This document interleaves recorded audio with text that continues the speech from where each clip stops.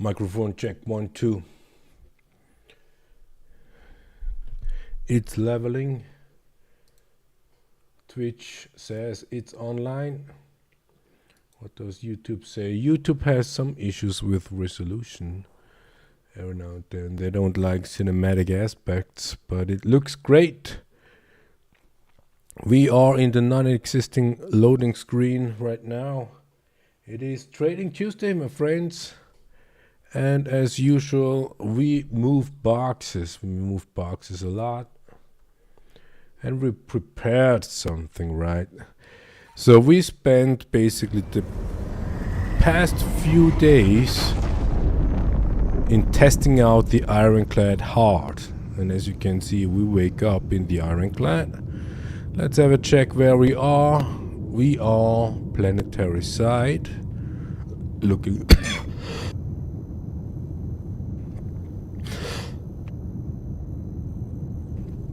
looking good so far. They say they are on the maintenance on the platform, Persistent Universe and Arena Commander. That's gonna be difficult. So we expect that there will be a breakdown on the systems and we eventually lose everything, and we want to show you what we're gonna lose if that would happen. Performance wise, it's kinda looks good, almost too good, but that could be resulting in not many people actually playing. We have 43 frames per second, which is actually quite a lot for us, but it's looking good. Yeah, and if you put, this is the dash or the desk, yeah, whatever. And then the best thing of the whole ship, the Anvil Asgard. So what have we on us? No helmet, okay.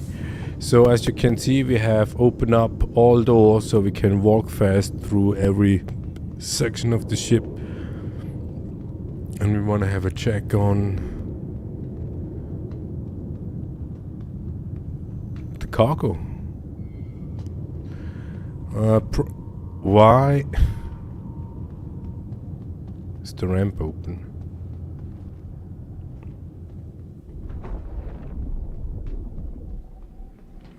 Like we said, planetary side. Can we go back in? Oh, it's always difficult, yeah. It doesn't look like as if the gear is down. You had seen it, right? We logged in, and that is the state we are in right now. So, just for safety.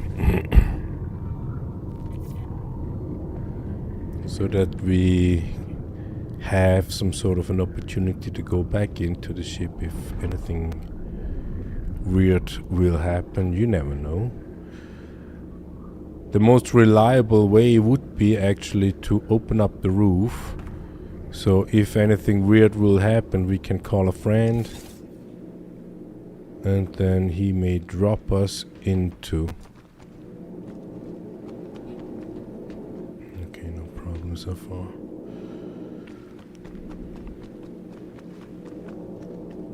Yeah, gear is up. Is that the idea? Not bad luck on planetary side? Is it an Ironclad issue or any ship issue? Yeah, just to show you. I mean, here is nothing left and right. I mean, this one is something, but beside that, nothing is here. But these little lakes, we are on Monarchs. These little lakes looks cool. We don't go down because we are afraid of glitching through.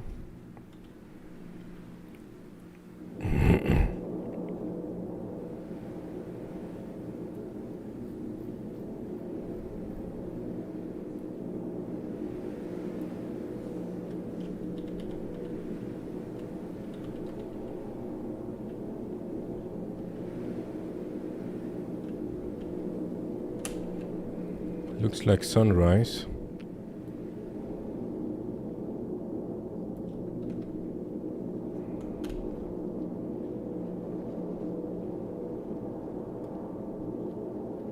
Thumbnail.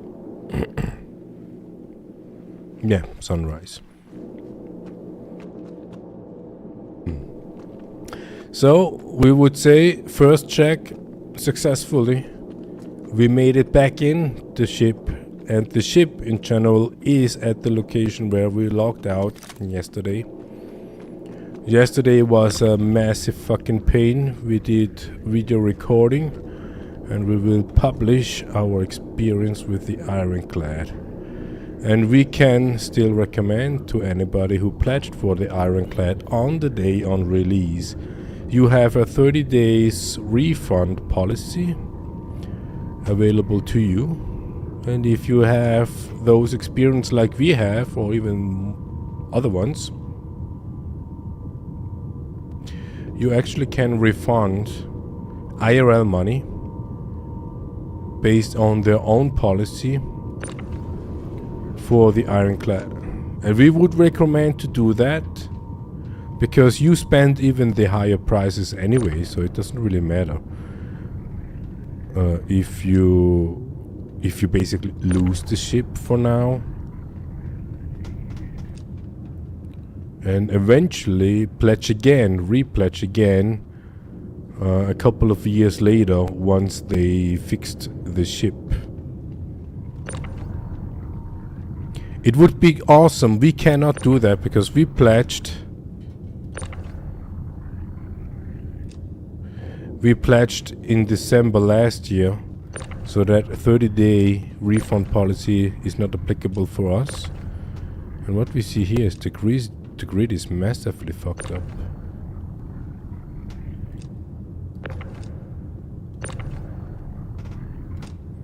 Yeah, we cannot use this refund policy for us.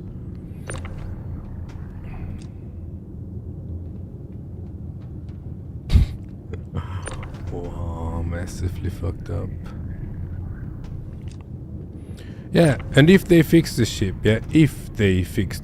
you can pledge again for the Ironclad and get a fully working product. Yeah, that is important. We saw a video on a YouTube channel about Foxy Loxy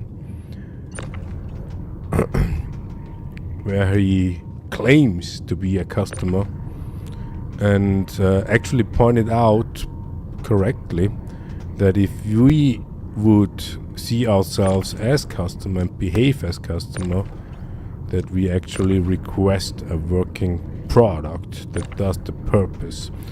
And with the product, we do not talk Star Citizen. Yeah, a lot of cult members cannot distinguish between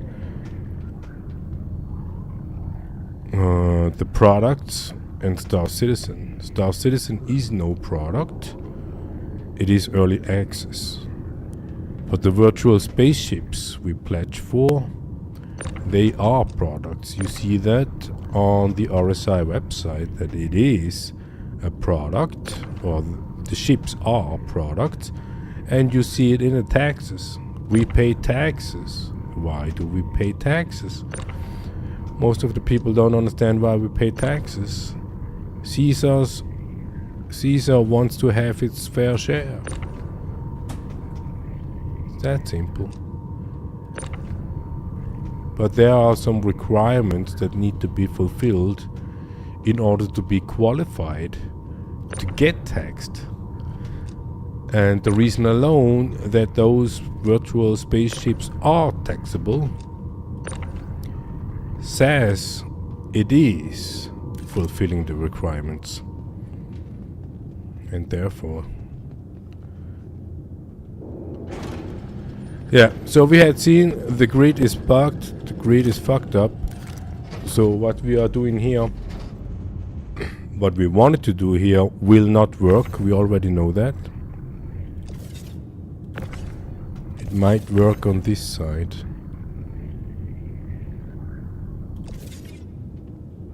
Yeah, this one side might work.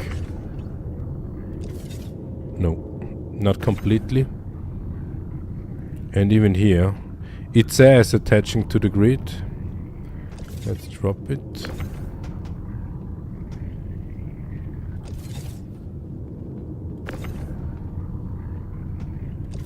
Yeah, this box glitching, the grid error, is not an Ironclad issue.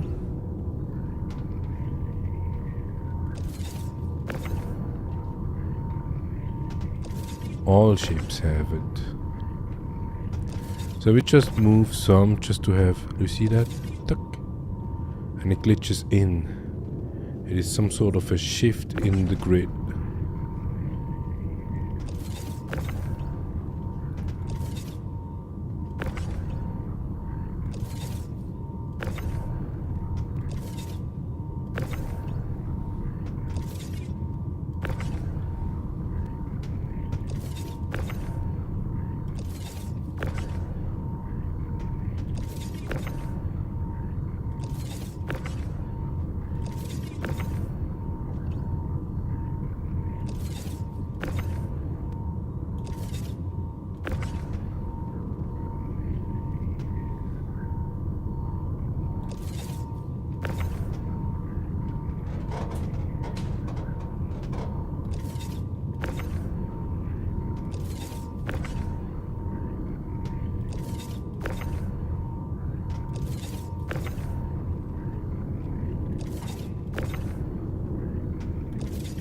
Yeah, looks weird, is weird.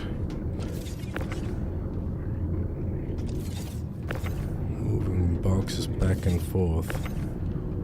So at the end, we don't really matter if we would need to manually unload, yeah. That is the smaller pain we would have if we actually manage to get there. And we have somewhat of a doubt that we will manage to do that, just because the past 2 weeks with the Ironclad, yeah, we test stuff out. This is something that why we actually are here in Star Citizen, why we still are here in Star Citizen. It is the troubleshooting aspect. It is not the bug stuff, it's not the glitch stuff, it's not the lazy ass bastards of CIG who not even deliver a proper, let's say, early access edition. No, we are here for the sandbox experience, yeah. Inside the sandbox, things can happen. And that is the stuff that we like about Star Citizen. So, VTOL on and boosting, ship is kind of fully loaded. When we let go of thrusters, ship remains stable because we have gravitation compensation on. We turn off VTOL, turn off VTOL, and the ship is descending. What tells us that? You need to have VTOL on a fully loaded Ironclad. That is something new. We already had that with the Caterpillar. At least for a year now, once they did this resource drive event, there, SC Hollis was it, he mentioned that they did weight testing on the ship.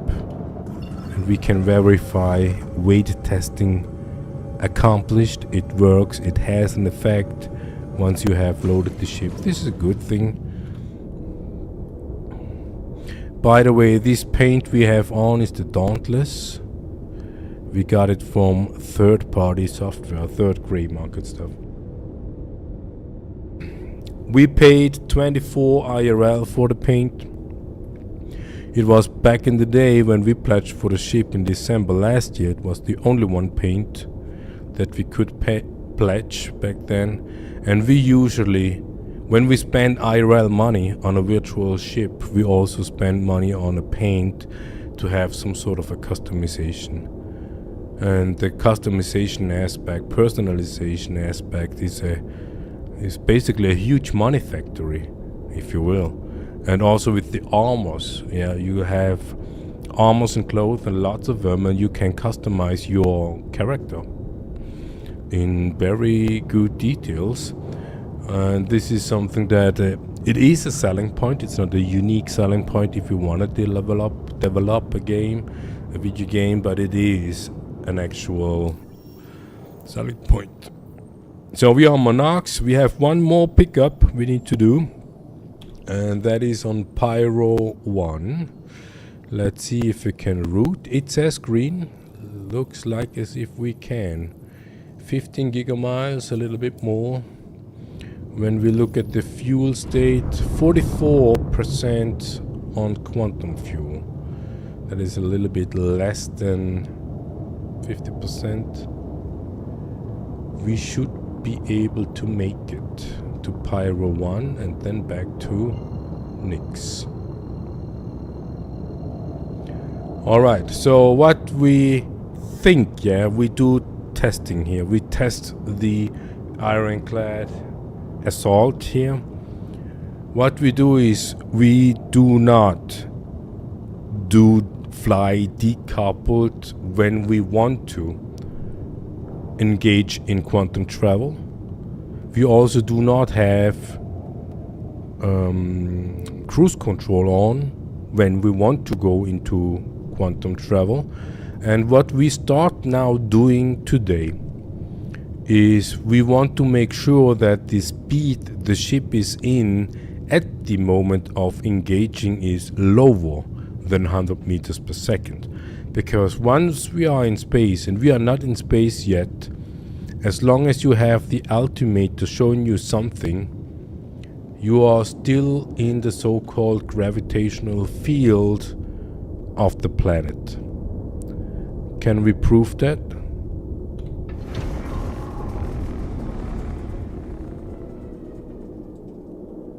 Engines off. It is descending. We can turn on engines. VTOL activates for whatever reason. And now it is stable. Engines off. And we are descending. We are still in the gravitational force of Monarchs. Alright, we are heading to Pyro 1. Be right back.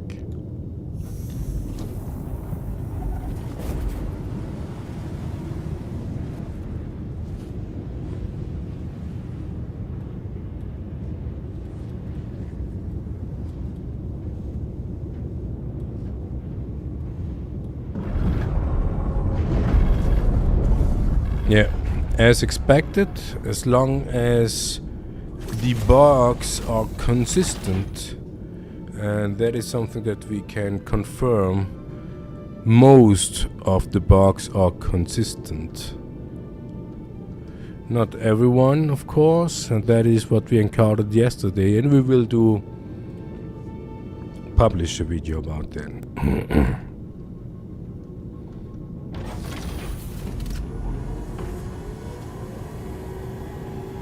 Yeah, the first time detaching happens within a 2 gigamiles travel distance.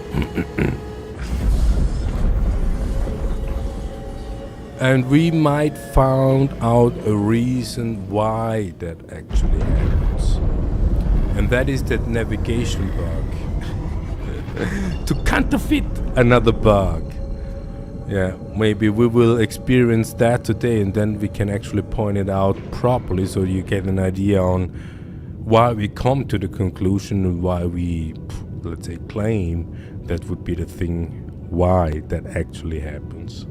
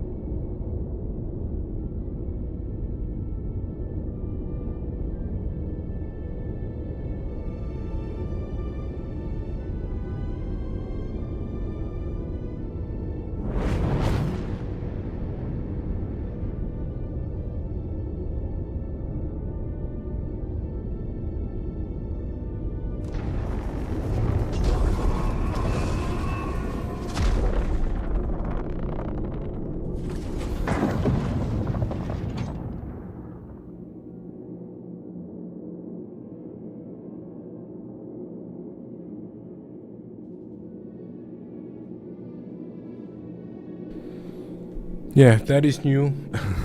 New bug. Nice. Star Citizen, you fucked it up hard. CIG, you fucked it up hard. RSI, you fucked it up hard. You are not capable of developing an actual game. And don't come with the excuses in alpha. No. We didn't ask for detaching the capsule. We didn't ask for. And yet it happens. And we haven't done anything. We haven't been even AFK. And we just died. We just died for nothing. And happening that right now, that opens up the floodgate.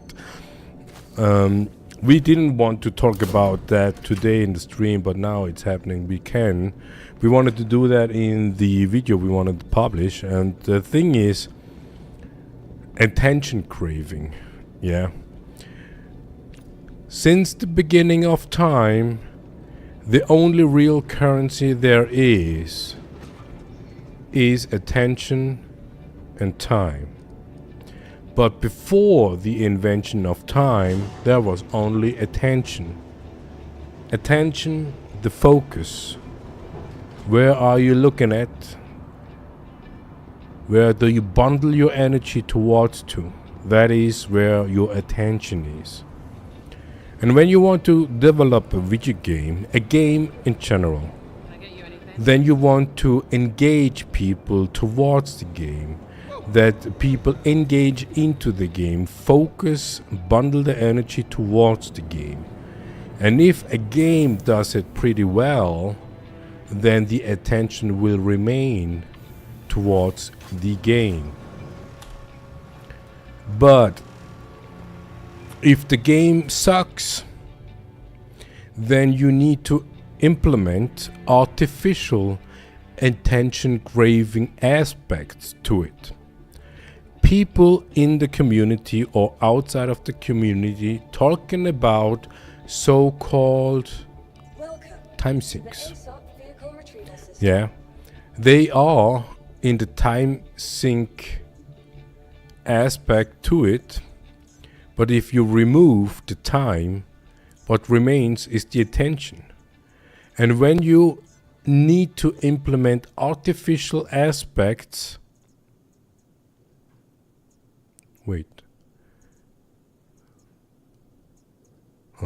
okay, this one. If you need to implement artificial aspects to call it, we have the attention of the players. Then you have the indication of it is a bad game. Bad designed, eventually. Bad developed, eventually. And in general, just poor. It is just poor if you need to do artificially. And with artificially, we do not mean that we need to walk around a pad that sinks into a hole just to spawn a ship. That is a mixture between the fiction, the realism that a simulator tries to attempt to call it or have it a logical or reasonable explanation why you need to lower a landing pad to spawn a ship, a vehicle out of people's sight. Yeah. That's why you need to open up the pad again in order to be able to see what it will reveal. That is artificially, yes, but it is not what we claim an artificial time sink, an artificial attention craving. And when you start out in Star Citizen as a new player, you find that amazing. And we met people playing for years now, they still feel it. It is amazing. Do you see this animation never gets old? It's not a good design, but it is just consistency. Yeah, if you want to have a simulator, it has to simulate all the stuff. But once you had seen it too often, like we did, it kind of gets boring. But it is part of it because it is part of the simulation aspect, part of the game aspect, if you will, and that is fine. But if you implement bugs, and with implementing bugs we say that, particularly that way, CIG knew that the Ironclad is bugged. They knew it, and yet they released an unfinished buggy product and raised taxes on it. And not only that, they also increased the selling price on the day of release of that product. And here we are now in an artificially time sync environment, which indicates that Star Citizen is pretty poorly made. Because if the bugs detaches the capsule from the main ship, the mothership, and then just randomly explodes. Of course you can say, yeah, it makes sense, man. if that detaching gives momentum into the capsule, and the capsule hits the main ship, it has to explode, yeah, for sure. But there is no particular reason why the capsule actually should detach just so. It is bad glued. Bad glued to the ship, as we would say. Yeah, that is so much to artificial time sinks. And this might be the point where we can basically say it again. Allegedly, or we assume, or we claim, that Robot Space, Christ Robos, starting executing his exit strategy. And we have now, what was it, month 4? He needs to run fast. He needs to run fucking fast if he actually wants to pull it off. Because we have our doubts that Star Citizen will remain to the year 2028. And yes, you can say, you can argue, but the numbers shows, yeah, that's exactly the problem. The numbers show, and like Space Tomato said, CIG does quite well with or since 4.8. And he's true on that. Financially, CIG does quite well because they sold the Odin and plenty of new ships they revealed or released on Drake Defense Con, and a lot of people raised money on it. But that is just the corporate aspect to it. And as long money is pouring in, they will continue with what they're doing. And what they're doing is not develop a video game. What they do is not fixing bugs. I mean, yes, of course, you see known issues and you have issue console and all that, and they do fixing stuff, yeah. They do. They don't stop. They didn't fix the exploits. We know it. I mean, we know it. We believe it because a trustworthy source told us so. And we will see soon in the next 3 months, 6 months maybe, because the only one effective, no, it's the only one ineffective method CIG has in hand to counterfeit the exploits is banning people. But banning people stops just people doing with that account the exploit. So they can just get another account for a few bucks, or maybe they buy it on the black market, if you will, and then they continue because the exploit itself is not fixed, it's still there. And if we would figure out how to exploit, and we don't do exploits because we see no point in it, except of kind of have an advantage over others or making stuff simpler. But it is an alpha, right? And as long as it is alpha, it's totally okay to exploit. It doesn't really matter. The reason why it doesn't matter is because way too many people put way too much energy, focus into Star Citizen. They cannot distinguish between what's real and what is not.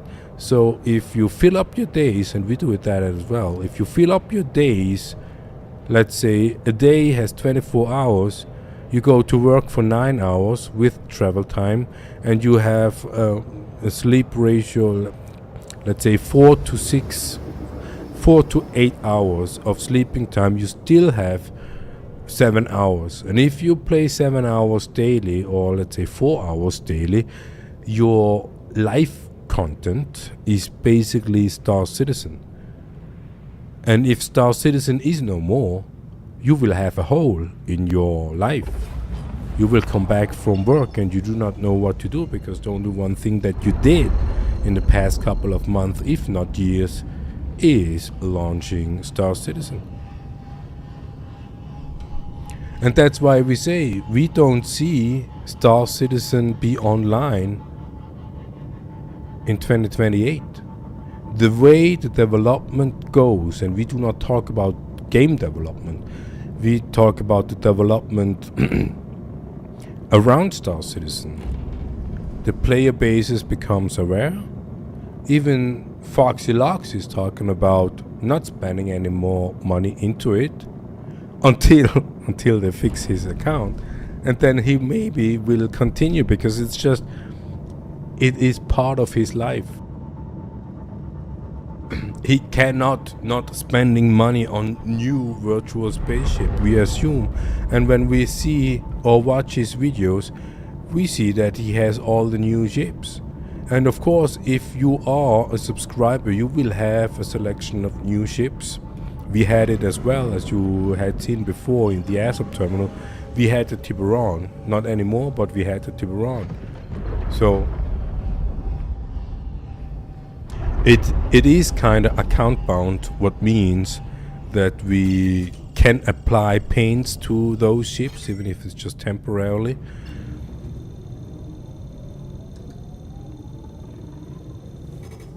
And we could have joy with the new ships.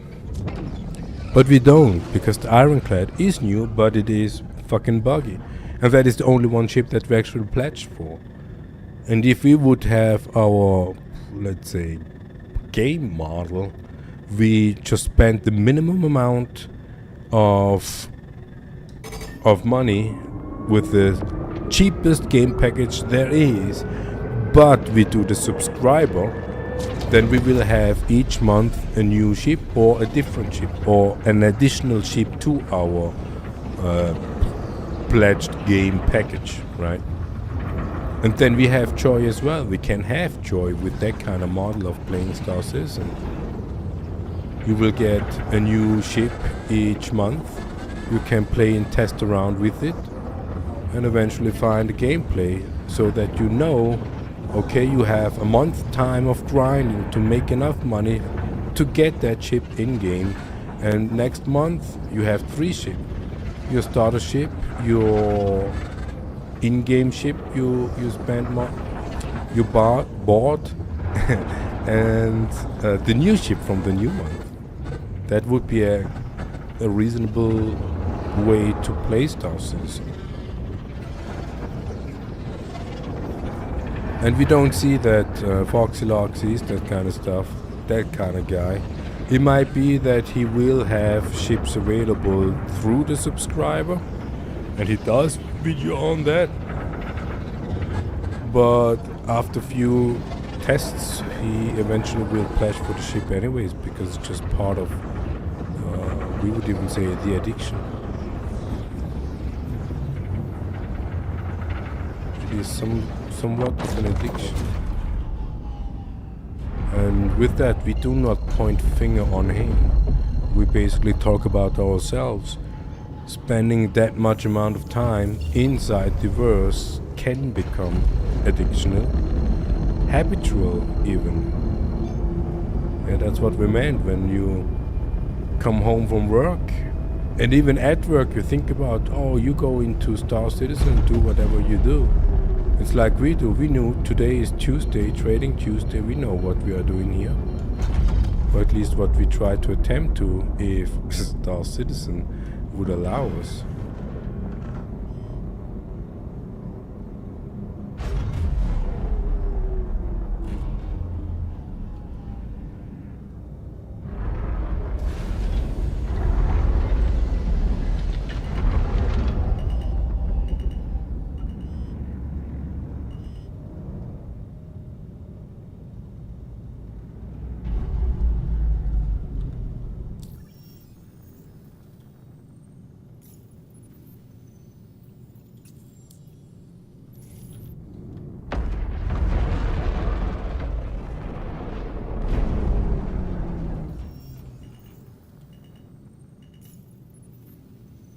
Oh god fucking damn it. Ah, damn it. Why can't we just not fucking refuel here?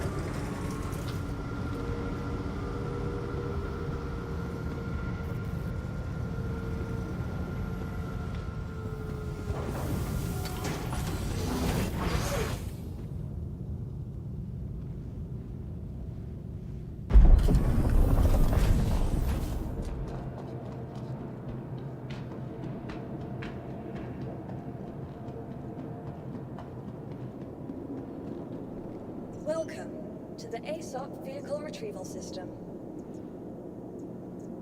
Your vehicle has been moved to our storage facility. So this is also interesting. Goodbye.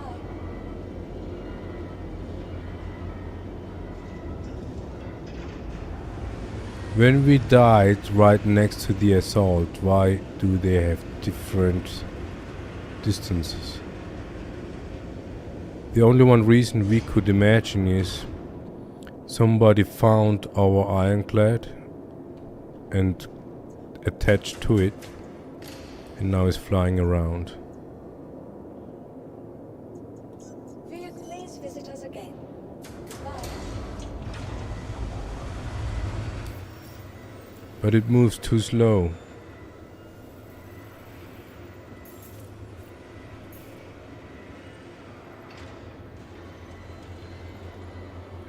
No, it doesn't move slow.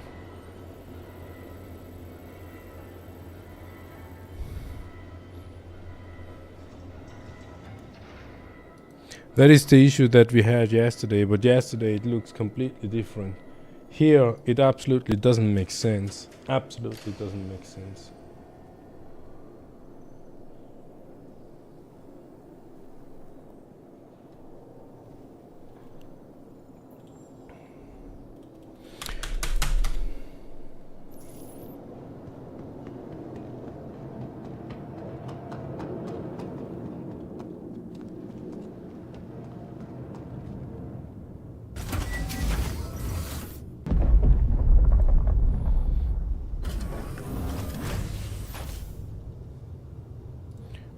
Do you also need to log in everywhere? Two-form factor authentication everywhere? Stupid annoying.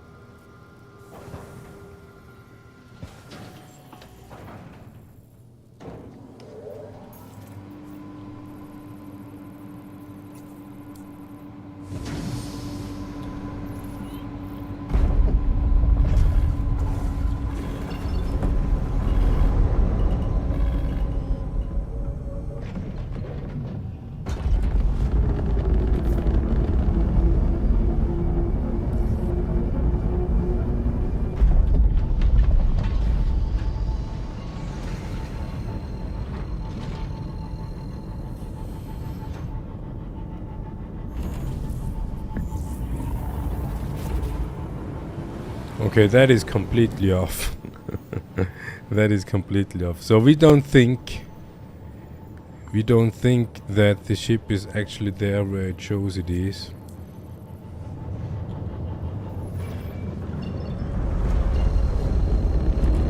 Even when it's moving.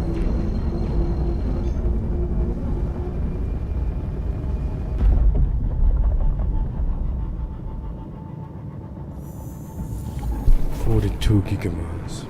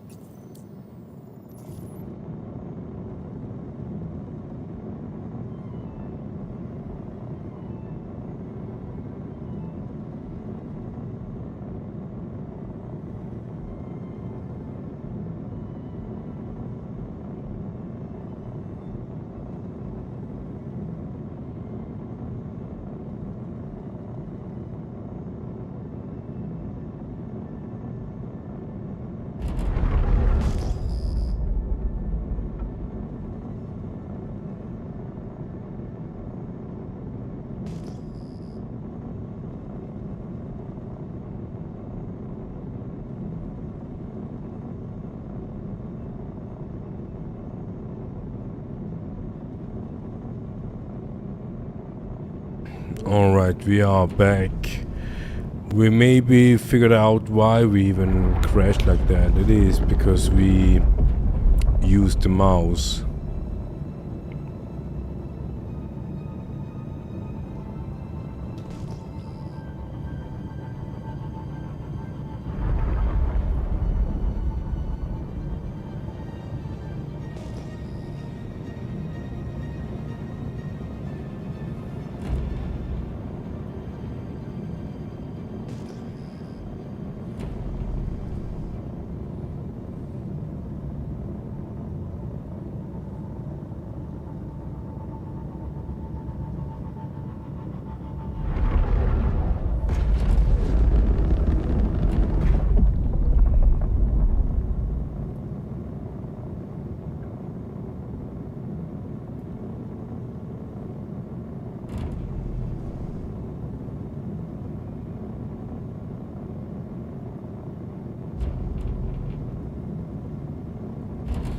Yeah, that's what we meant. It's not reliable,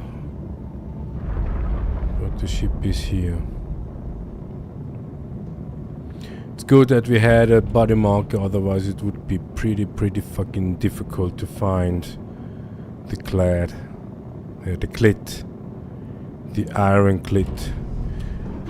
First we thought we need to tickle it properly, but meanwhile we need to stroke it hard, clit.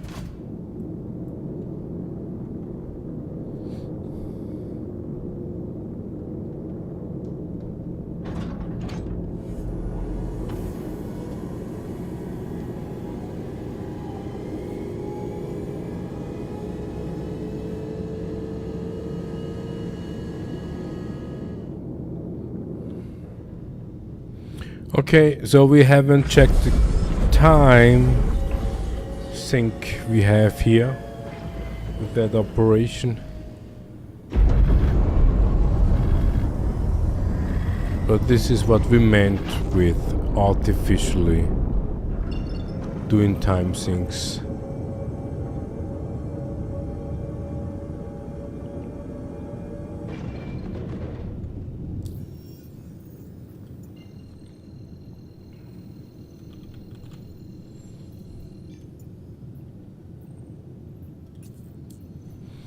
So we fly with joystick just to make sure that mouse thing wouldn't happen again. But imagine all these players who do not have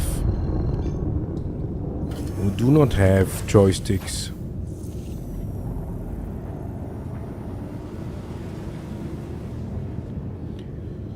Yeah, we didn't see anything about Star Citizen or from CIG regarding the Ironclad, but we bet there is somewhere something in Star Citizen Live or all this, some sort of shilling pro.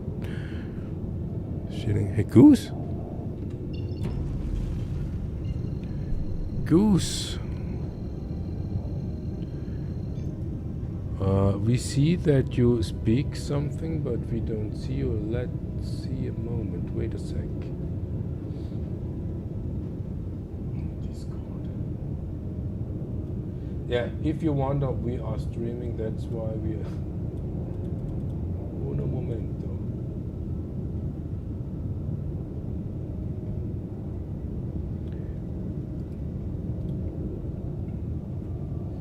Yeah, that's the reason why he didn't talk to us in the chat. Voice. Default. Say something. No. Say something. It should work, but it doesn't. Windows default speaker. Say something. Hello? Yeah, now I can hear you. You got pirate? Oh no.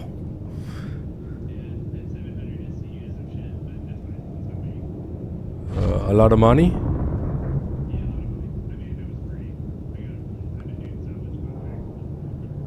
Ah, okay. So you got pirated from players?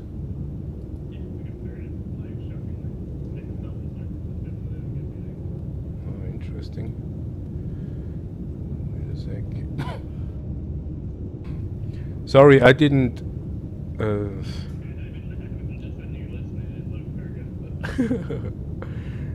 Yes, yeah.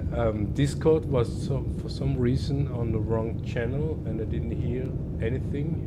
Not even notification, because I thought I was chatting in the party chat, no reaction, and I thought, okay, why not? I mean, if you need to have a party just to find back to the shot, okay. Totally. What's up? How you doing?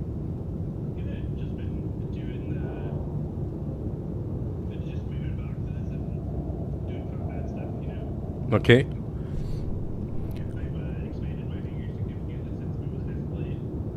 Yeah, you mentioned that.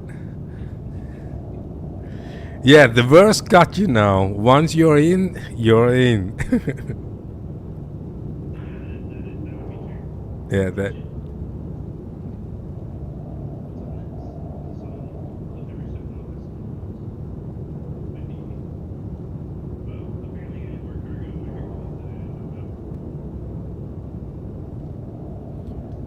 Oh.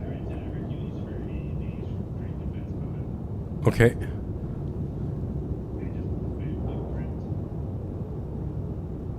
And now you have it still available?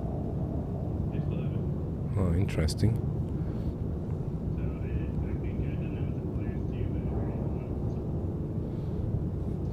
Yeah, they took away my M2.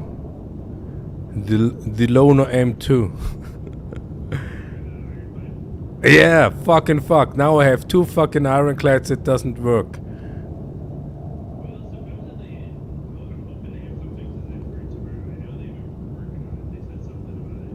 Okay.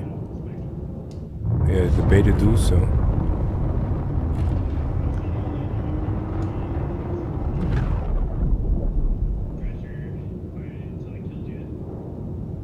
Yeah.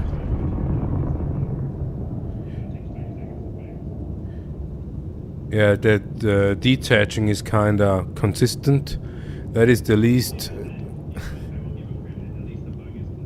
Yeah, definitely. So that is, let's say, handleable. Is that a word? But yesterday the clad itself torpedoed out while quantum traveling. So detaching, the ironclad was torpedoing forward in the quantum travel. I stopped, and then I had to wait 2 hours to came the clad to full stop.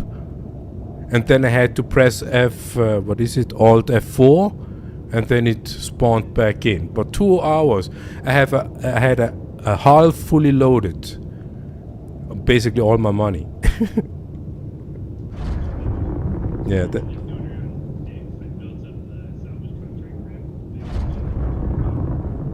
Okay. Yeah, I'm doing.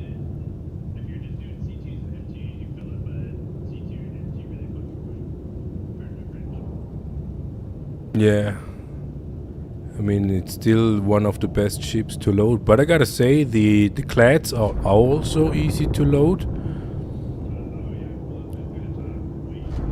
Yeah. But even with the Atlas through the mouth, the ramp is also easy. It's kind of like the C2 or the Starlifters in general. You just need to park properly and then.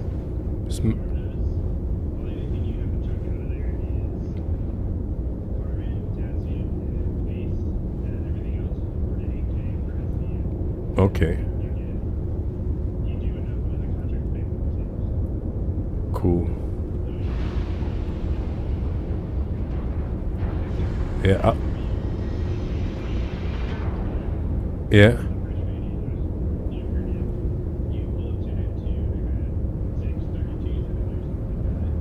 Okay.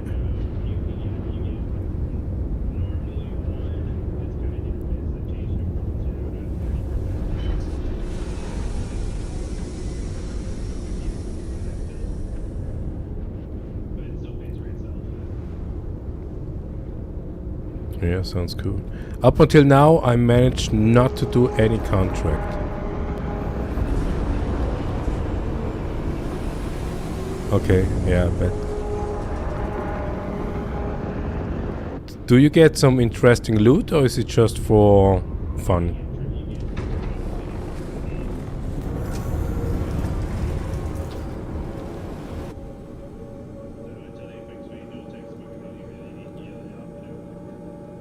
Yeah. But I've got like 100 SCU, Widow, a bunch of organics. What else? I got some land, some other, a bunch of other crap. Yeah, cool.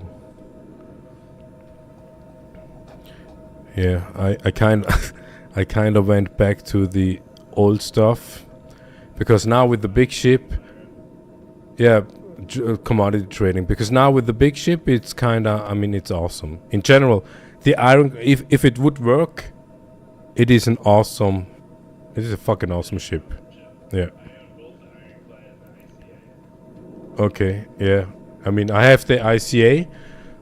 The friend has the base model, and he kind of regrets because the main difference. There are two main differences. The difference is turrets against tractor beam, and the gridded.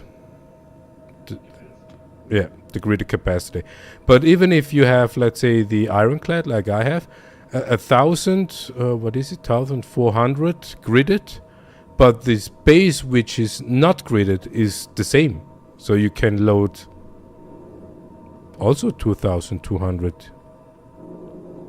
think it should have kept its internal factory, like the one below the interior turret. Yeah. But that's just my 2 cents. I own both of them. And Polaris. And the Polaris. And a bunch of wolves. The Wolves for LTI or 10 years or just. Yeah, cool. And then, what else did I get? I got a Mark 2 Super Hornet and a Mark 1 Super Hornet as well. Why Mark 1? It's all shit. Good.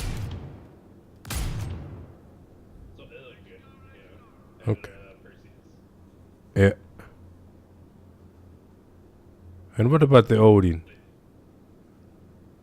We're not gonna talk about that one. Why not? Did you melt it already? Yeah, I already melted it. Why that? His agencies are worthless right now. Guess we're fighting. Okay. Ah, because of the loaner. I understand. Yes. Well, yeah, you get an Idris, but also Idrises are just worthless against a group of heavy fighters. Go, go, I got your Yeah. back. Heavy fighters with deadbolts or anything. We lost you. Just sit there and you're just gonna take out all your guns. Okay. So, not really worth using the Idris right now anyway. And then the org I'm in has plenty of Pass your issues mountain, with pop it. off. Yeah, I got Now you have a shit ton of store credit. Don't get anything though for a bit until Yeah, sure. whatchamacallit. And the other one, the Tiburon, wasn't the ship for you? But yeah, I bought that too. Ah,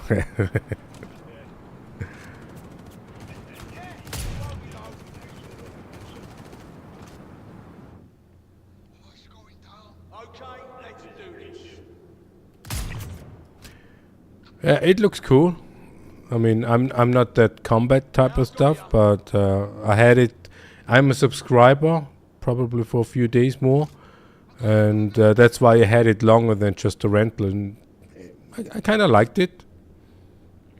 I'll cover you. But in general, it is probably because I prefer to fly bigger ships than smaller ships. That's fair. The Tiburon's still really good. I have no doubt. Did you do contracts with it? No, I use it for OOPs. Ah, okay. Just mark the alpha. Dominance. This end, you dead. Let's get the jump sacks. Shit. Let's head out. Damn it. You got it. Keep moving. Tire yourself out.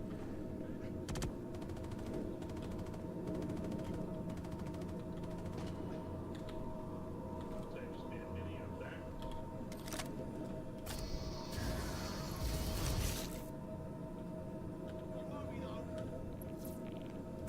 No, I have now the problem that even with the helmet off, yeah, it still kills me. Yeah, you're gonna be up in the command module at the seat, not to leave you alone. Do I make it? I have the Ursa down in the bay, but even to get out of the bed, 40%. Damn fucking bullshit. I got you. Go, go. It's broken until you replay the shit. Yeah, I'll cover you. Thanks to my experience. I'll cover you.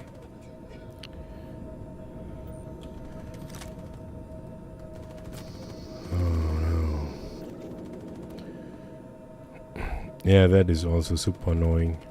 Absolutely unnecessary. So hopefully Okay, so how is the idea to... The problem is I have no ammo On the hunt. and in hostile area. You got it. Got a whole clip here with your name on it. you can try with some homework and get it back to you and Think you might have to.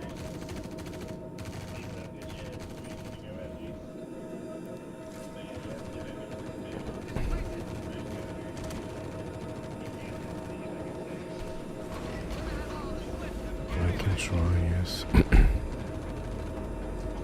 Guess we're fighting. I'll cover you. Hey, don't mess with my gun. Let's go, let's go. Dancing. No, no, I have fully loaded. I'm here at the last stop to load more. Moving on. Go ahead.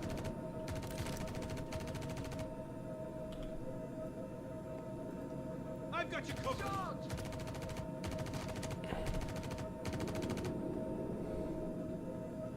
Yeah, that helmet stuff is stupid annoying. Especially when you are... It's an issue with Ironclit itself. Yeah, sure. But the helmet is some sort of workaround Not a problem. most of the time. Keep moving. Tire yourself out. Laying down covering fire. Bring it. Go, go, I got your back. I'll keep them up. Gift for you.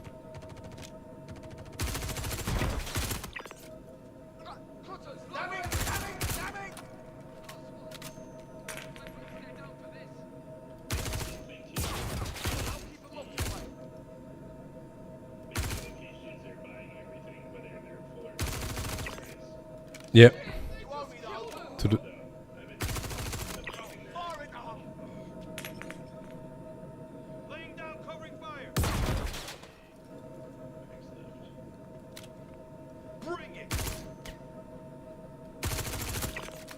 I'll keep them up your way. Ah, God damn it. Shit. I got you. Go, go. Bring it. yeah.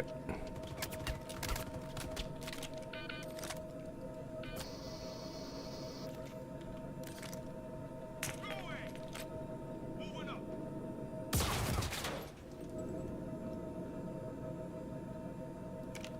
These covers. Got one down. Out sheets. Last one. Oh, hell with this. It's on now.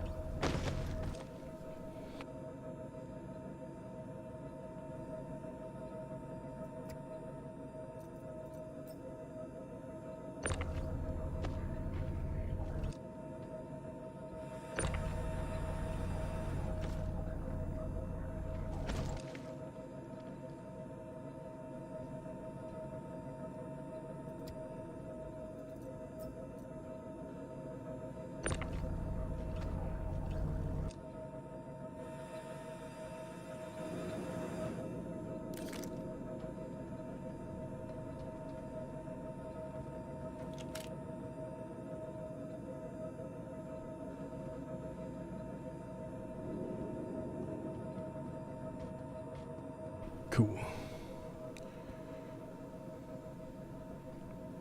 Yeah, luckily when I go at these locations, I collect the guns and store it into the weapon rack. So I managed to get some ammo and guns. Perfect.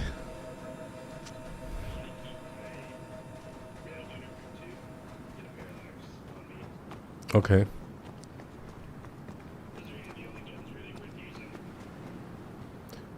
I like the... Okay. Yeah, I like the Novio, the crossbow. Yeah, I had... Yeah, against NPCs, awesome. Because you really, it's just a one-time shot. And they have like the physics is properly. So when you are too far away, let's say 100 meters and more, you need to target above your actual target to manage a kill. And it's quite accurate.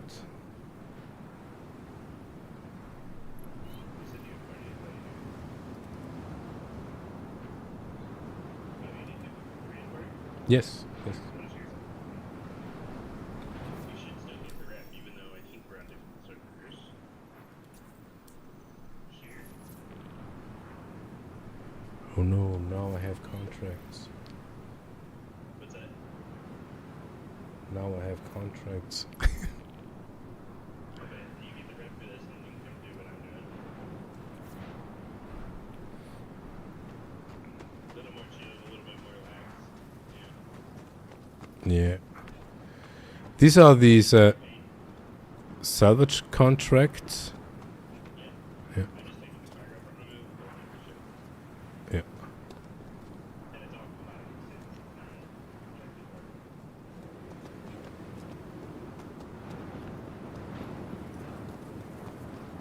Do you have paint on your ships? Some of them.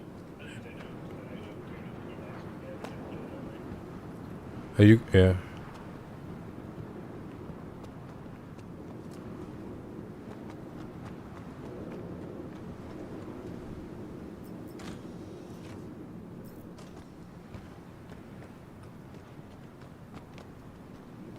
If you get your hands on a railgun,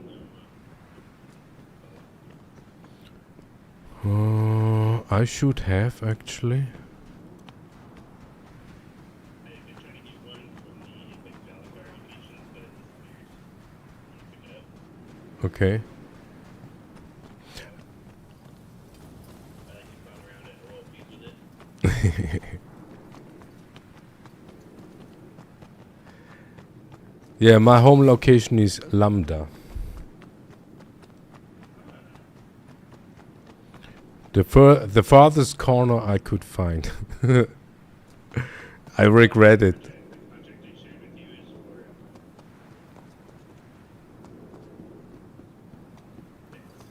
Yeah. for how the ongoing will do. Once you get the junior to senior contractor, you'll fly through the first couple pretty quickly. But once you hit senior contractor, you'll start getting M2s and C2s. Yeah, C2s. You gotta farm out the 8090s. Like, you accept it and abandon it. It doesn't hurt your rep.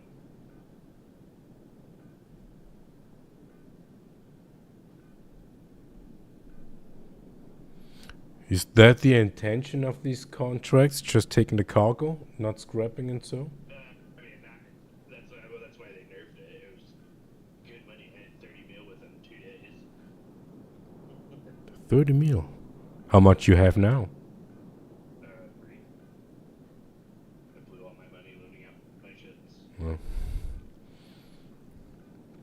Yeah, that is some kind of annoying that every time. I mean, it was CIG's intent to get that cargo into those ships. And once player figure out how it works and the bank pick, then they start to nerf. Yeah. I mean, it was the same way of doing red level contracts with the caterpillars and letting them get soft death and taking all the cargo. They did the same thing too. But once the method got out, they fucking patched it out. Yeah. They put shitty cargo in there. I mean, all the fun stuff. So they're gonna nerf refueling too. Refueling's making big money right now.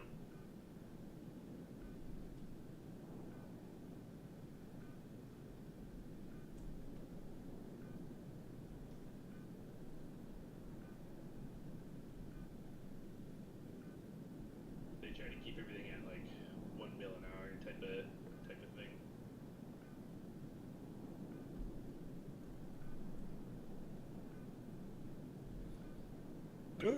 Do you check the clock when you do this sort of stuff?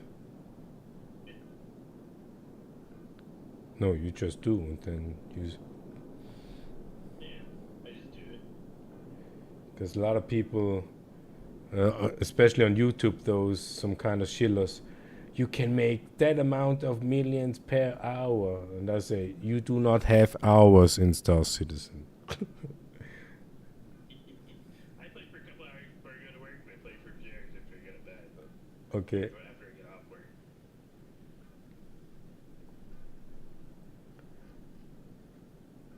I didn't last night though, because I stayed up fucking watching Project Hail Mary.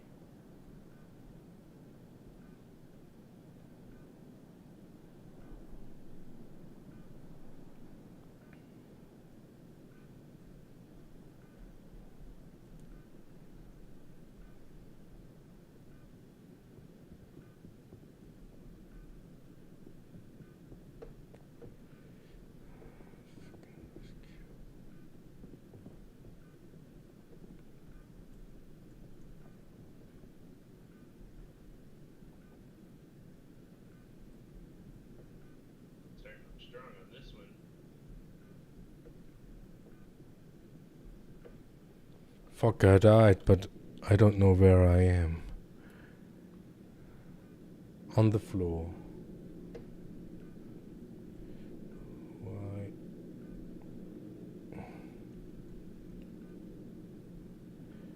Get the fuck down.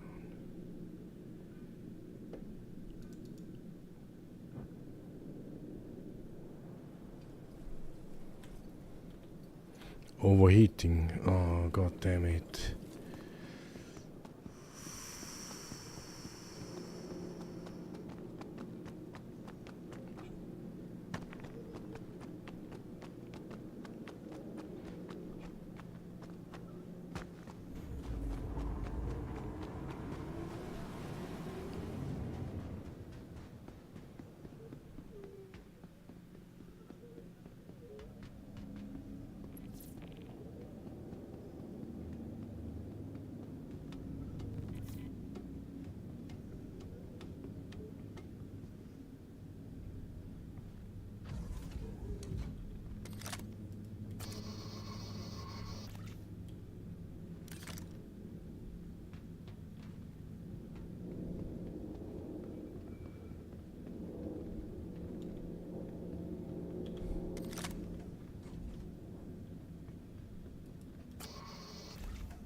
Yeah, it would be cool when you close the doors and you are inside the ship that the temperature will fall.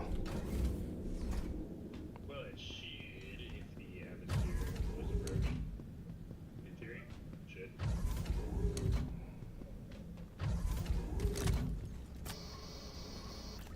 Should not, it is kinda... Let's have a check.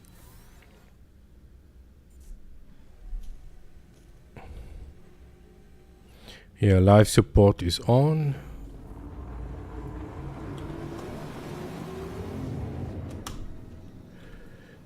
All doors closed. And die. Okay.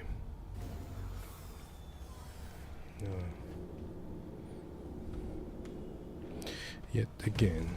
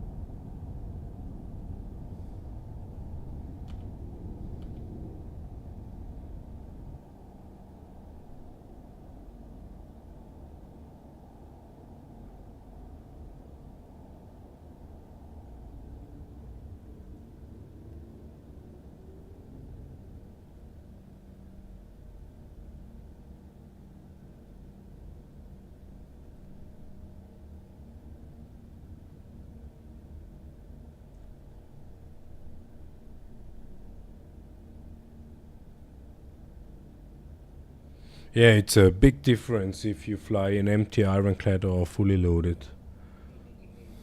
Yeah, the Ironclad, big ship. Yeah. They definitely did a good job making it feel like one.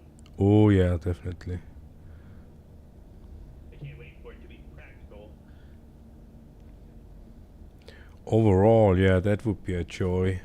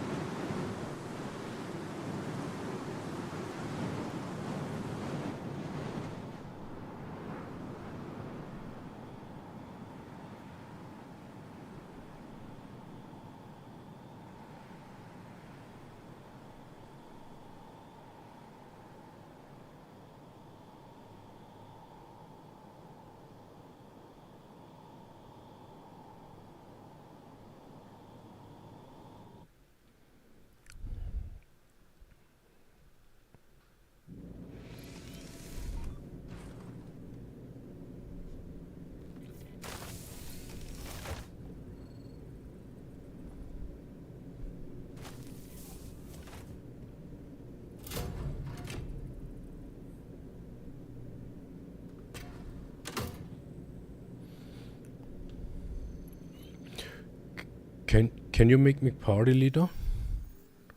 Yeah, keep. Awesome. Awesome. There you go.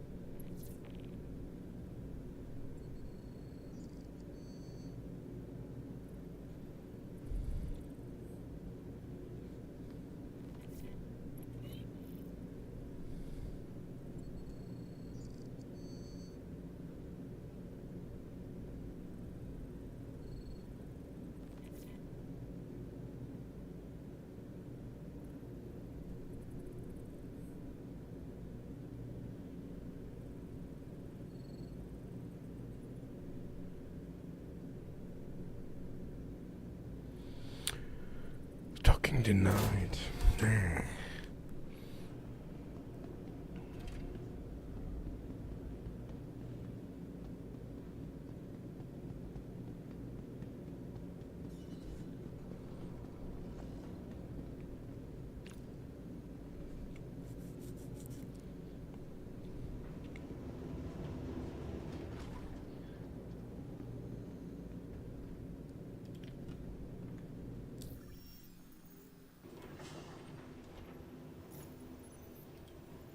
Ling family rookie.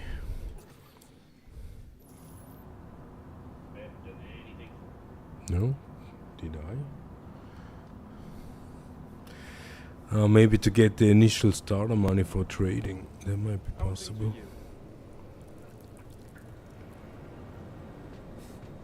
I just need to get enough for Connie next.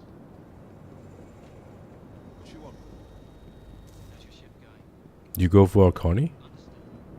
Yeah, it's like go farm Vandal 6 with extra comps. Grade A, grade B, military comps.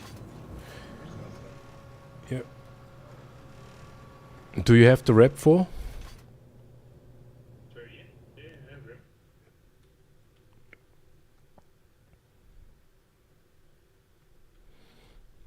Alright, finally got a box that I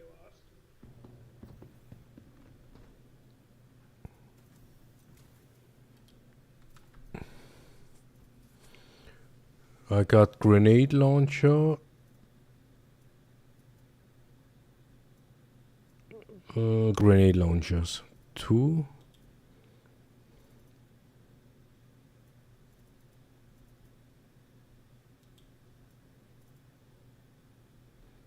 Yeah, but no railgun. That's what I have to find one. I'll be the first to purchase it. Yeah, is it Lambda? Welcome to the ASUS Vehicle Retrieval System. Alright, you should have got a contract complete then.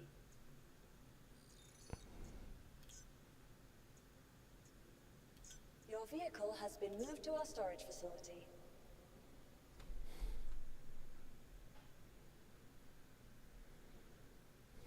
Jerry?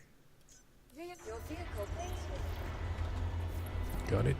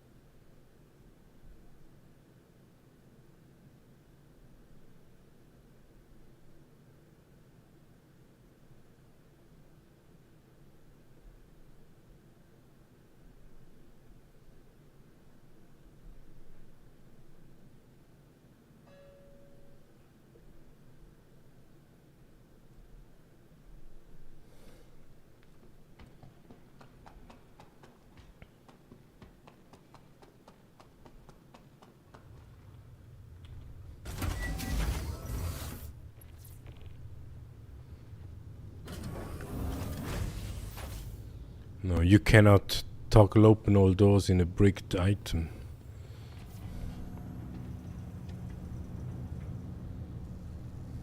Is it?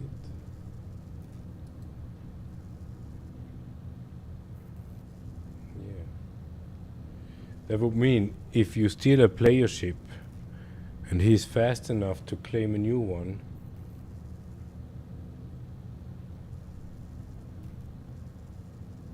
you will be locked in. Unless you shoot open all the doors. Oh no, the ladder works. Interesting.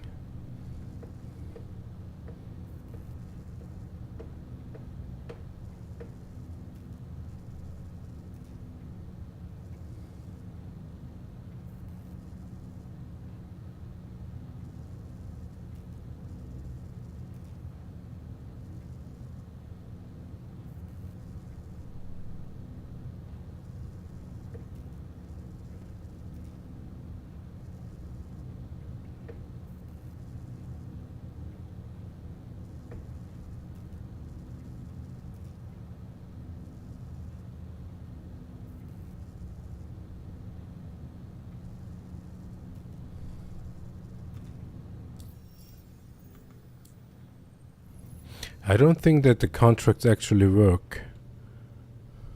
For what? No reputation and no money. I Or, gotta go? yeah. Or did I get money? Now I have. We will. Wrap it up for audio and holdings. Yeah. I see them neutral now. Maybe I'll get the money. Now I have 52. So next.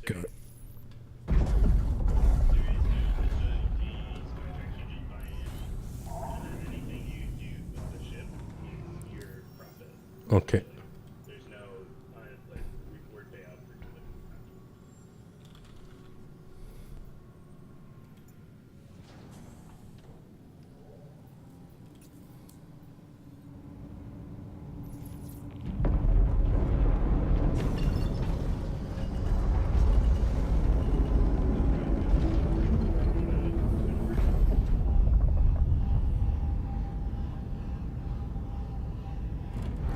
You play before you go to work? What does that mean? So do you have some sort of night shift?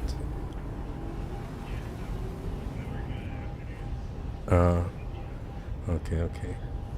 Not that you get up earlier.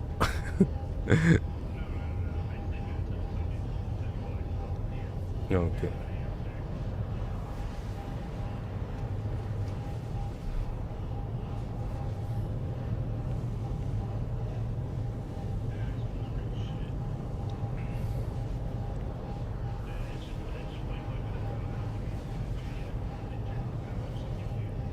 Mm.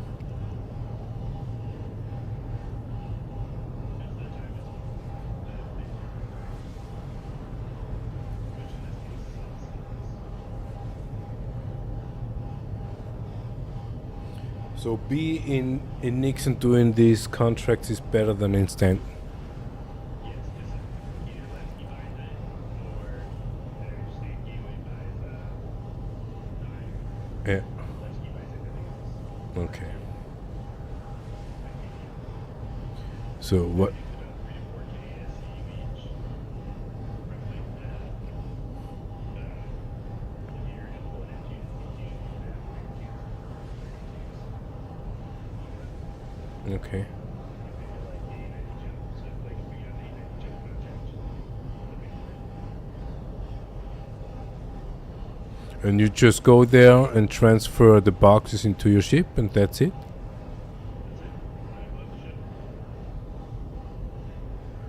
So.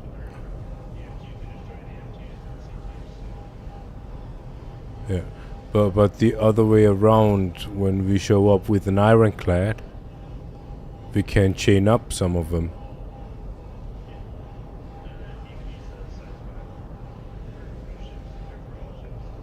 Yeah.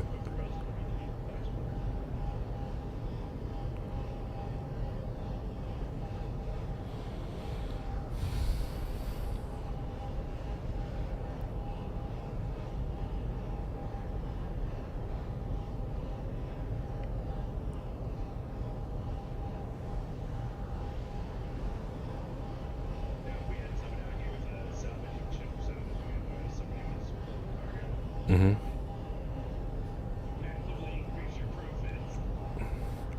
Always good.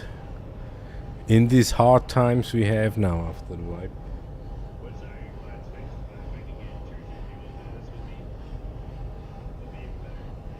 Yeah, that would be cool.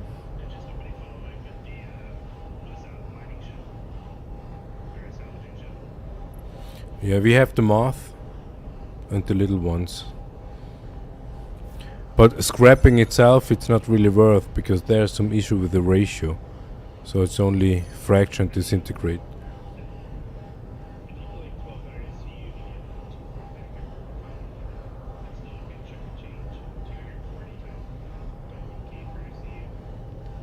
Mm, 11 construction.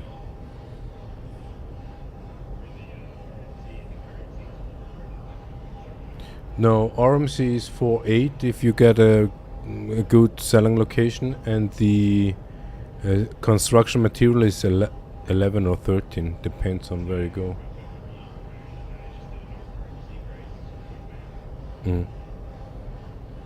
No, we did during Drake Defense Con. We do some salvage challenge, and because of the RMC didn't really work, so we just did fracture and disintegrate, and we got I think 2000 SUs, yeah, of construction pieces. I definitely got one. Yeah, but no money. If you finish the other one, I didn't get money. Ah, that's why. Yeah. Okay.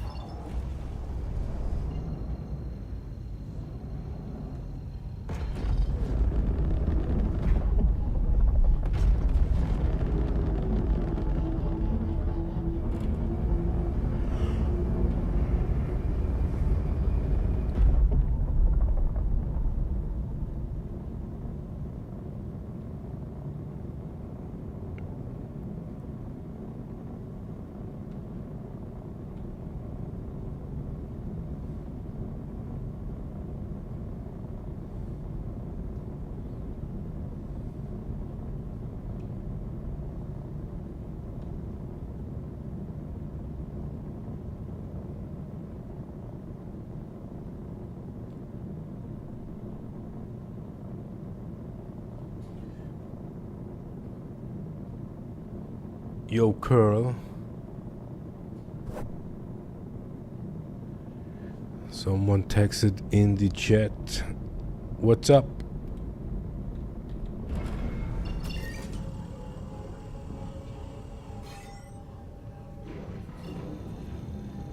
Yeah, by the way, what you're saying is not in the stream.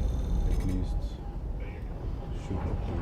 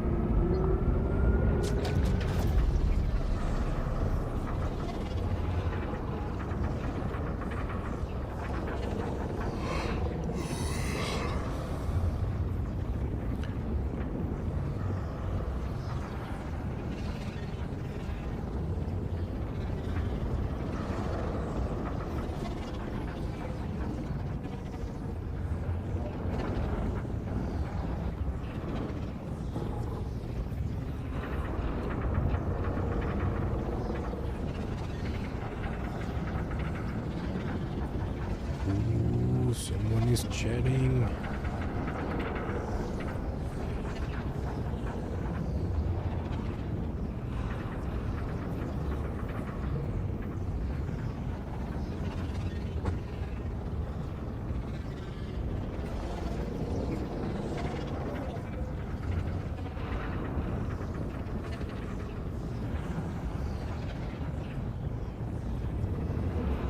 Did you hear the sound of the Tiburon?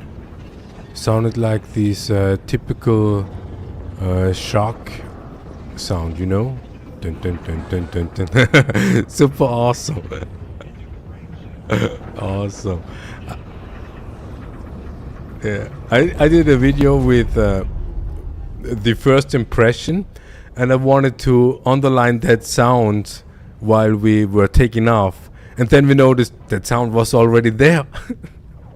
I fucking love these kind of details.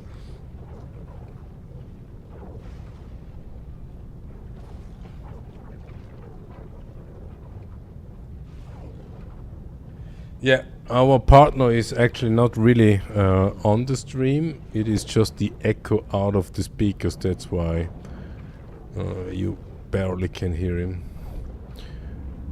So there's someone in the YouTube chat and saying that he cannot hear you.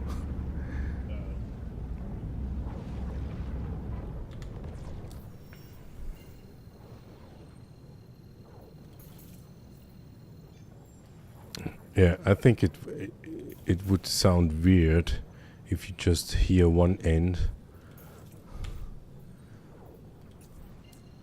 like talking to a ghost.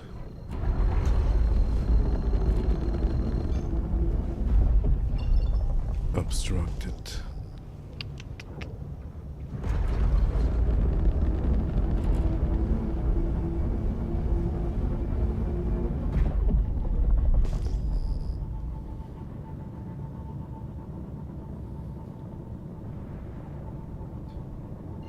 Yeah, it's kind of meant to be like that. It's not that that we actually do group play, so that it's kind of necessary that you hear all of us here. That's why, yeah. Yeah, we haven't for a while. Yeah, and what you hear... sorry, I was talking... Yeah, I mean... We can do it. We can do it. I mean, not billions, but we can make it up to 100 mil each. What? Nah. Yeah, I had 2 billion was the max.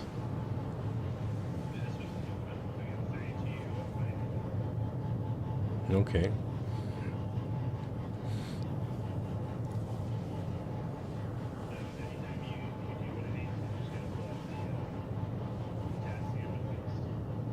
Only those. Uh-huh.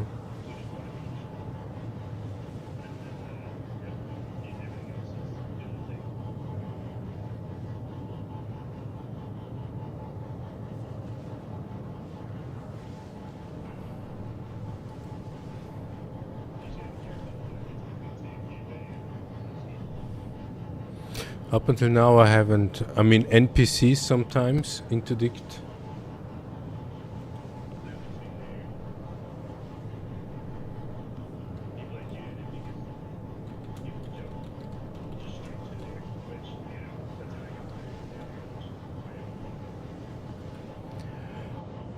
Yeah, never jump directly.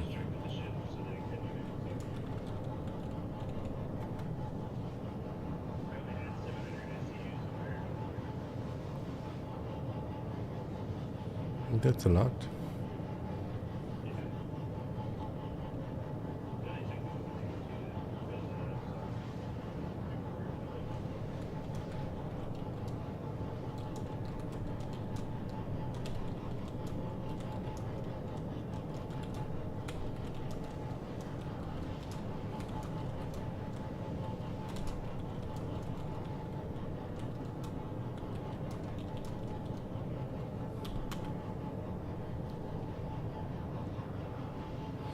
Okay, so yeah, but at least it wasn't invested money. That the pain is not that big.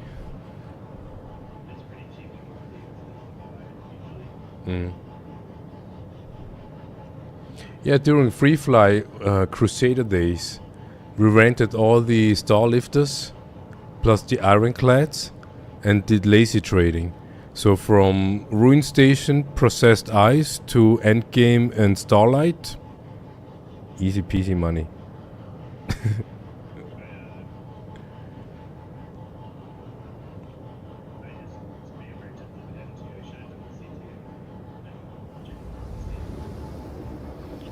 Yeah, I mean it depends on what you're doing. What we haven't tried out is bombing. I mean that is something would be worth try out. Mm.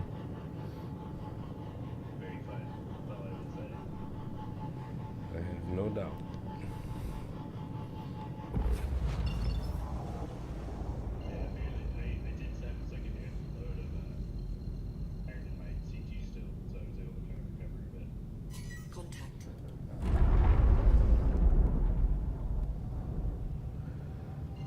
So, why is my own Ironclad now hostile to me? Just that it might have hit the command module or something.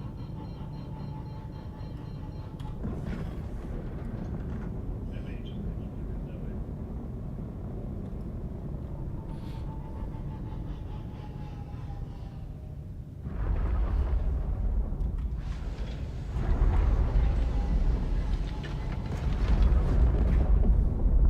Or that would be now master pane.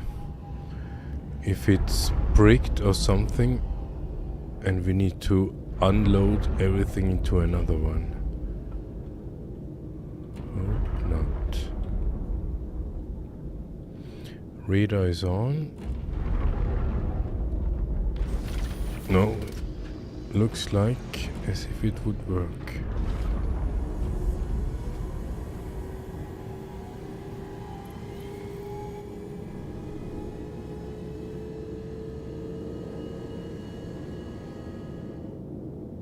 Yeah, I would say. Yeah, got them.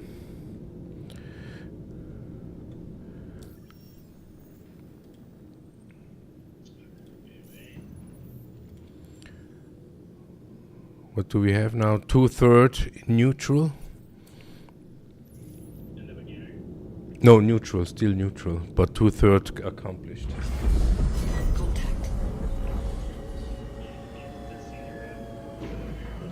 Just keep sharing these contracts.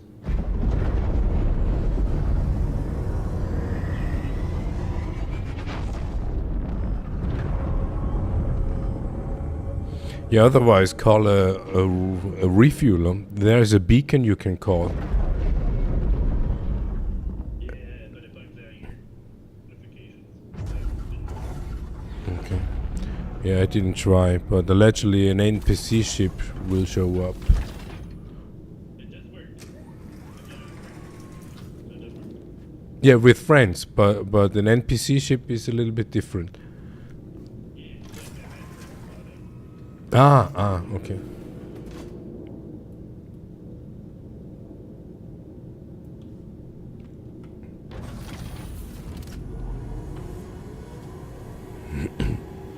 Yeah, sometimes you need to dock twice to the... Yeah, I call her Ironclit, because at the beginning I thought I need to tickle her, but now I need to stroke her in order to work properly.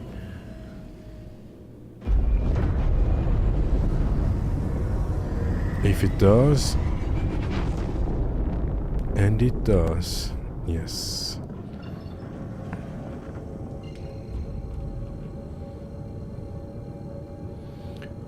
$43 gigamiles. We'll be right back. Quantum traveling.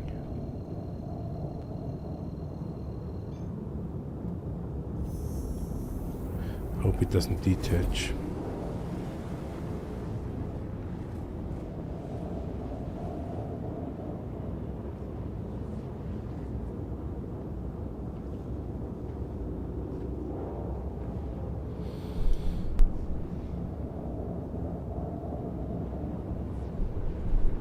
Yeah, be right back.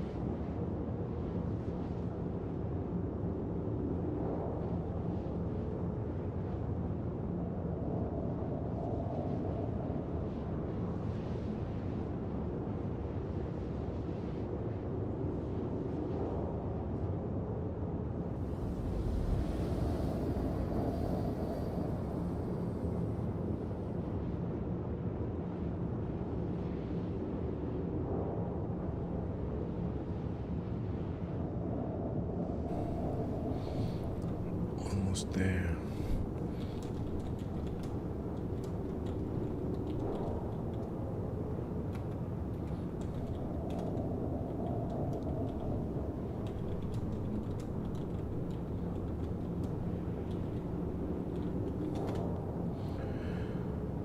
Hope it doesn't break apart again.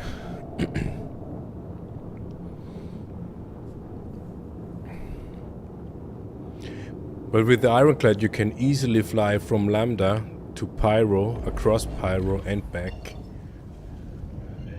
like 11 million, 10 mega, yeah. Plenty. We're trying to get the rep for the contracts on Master Rank Kovalex. They will give us the blueprint for the quantum drive, and that will give us 611 mileage.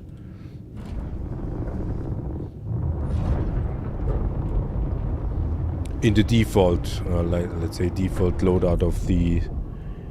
And when we craft it with enough quality, then we should be either faster or more mileage.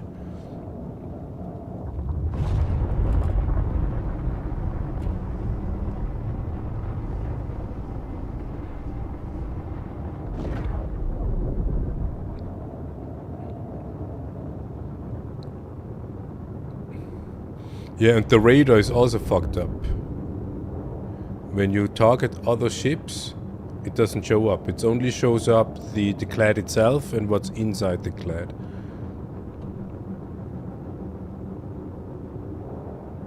No, that is when decoupled, detached.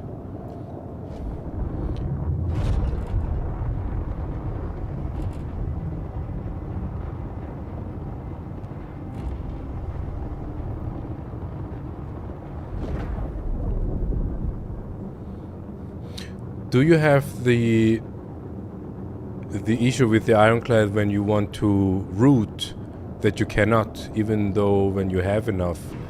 Yeah, I think that is the main reason why the capsule decouples after 2 gigamiles.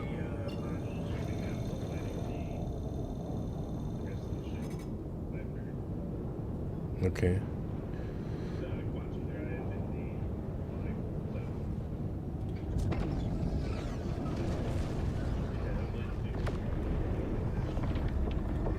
Tomorrow.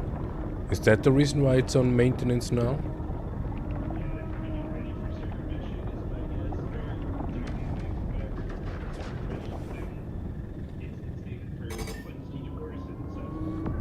Okay. Yeah, there I would be in Siege of Horizon. Should be cool.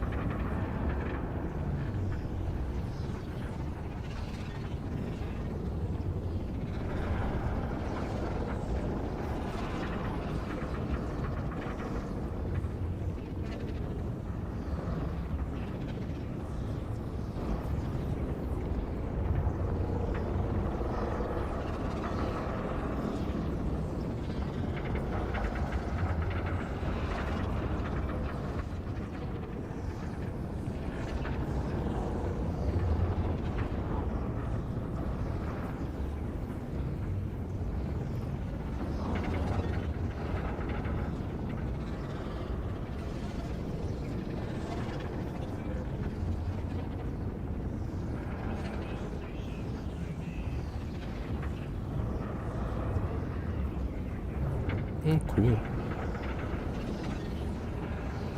Easy peasy money.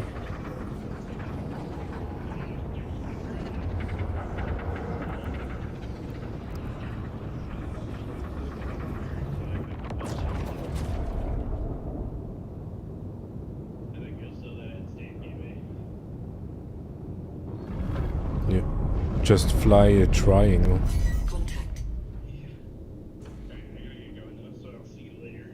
See ya.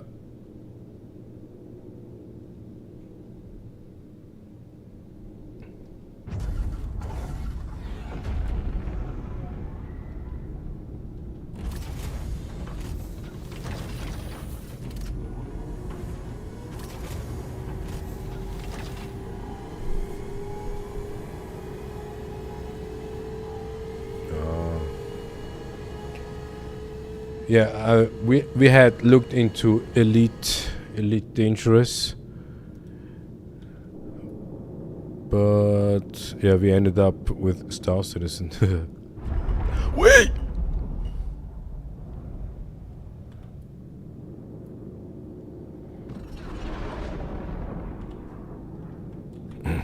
When you see the difference just from watching, would be Star Citizen something to play for you after your experience with Elite Dangerous?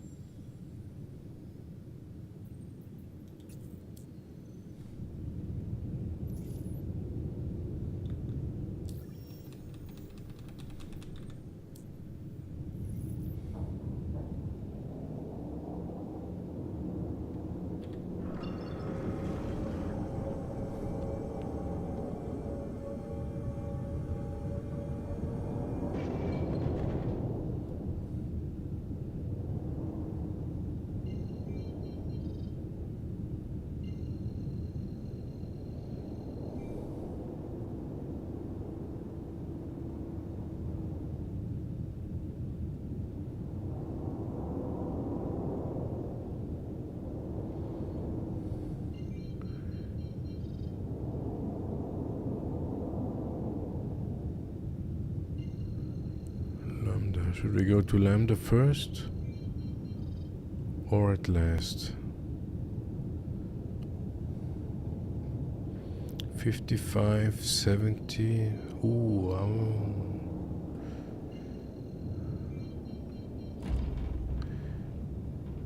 come on, rotate. Delta. 70. We can refuel over there. Let's give it a try.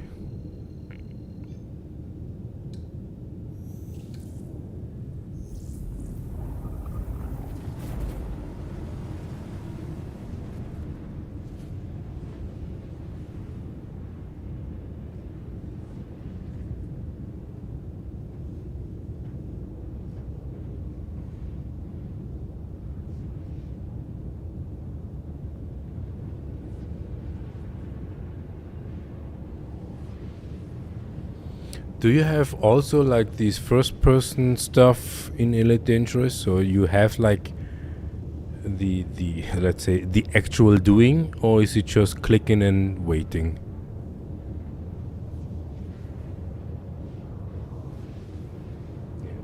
What do you mean with two jobs? IRL job plus Elite Dangerous job? Or IRL two jobs?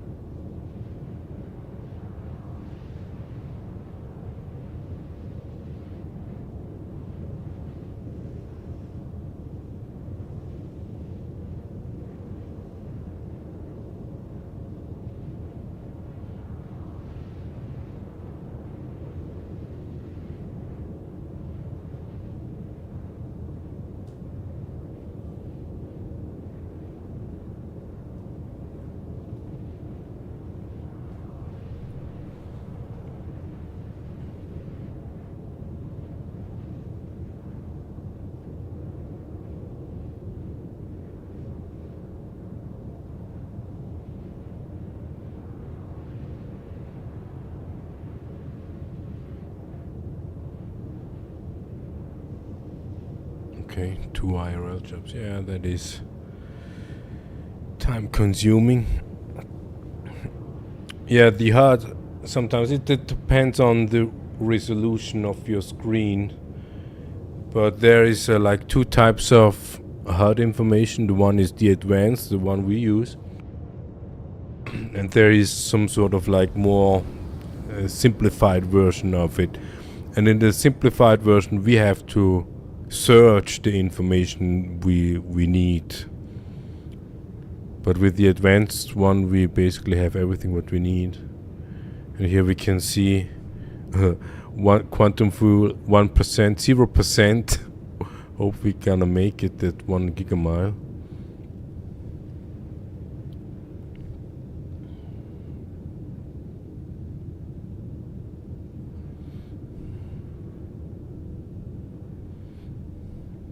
Yeah, should work. Yeah, from 10 mega down to 60k, we would say it's on point with the quantum fuel.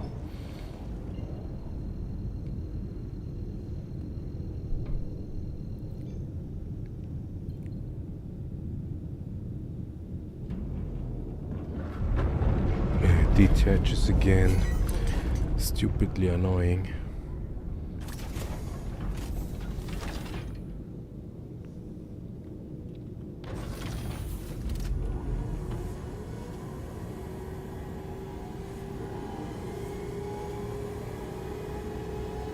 Yeah, but there are some ships like the Wolves in Star Citizen. The HUD at the cockpit kinda looks similar like some of the Elite Dangerous.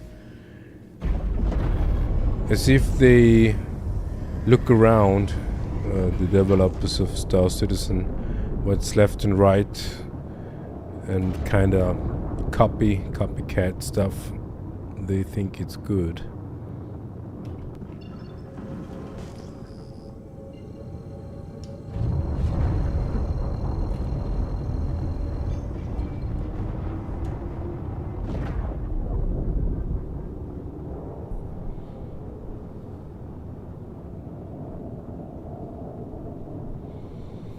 Yeah, satisfactory. Satisfactory is a big thing.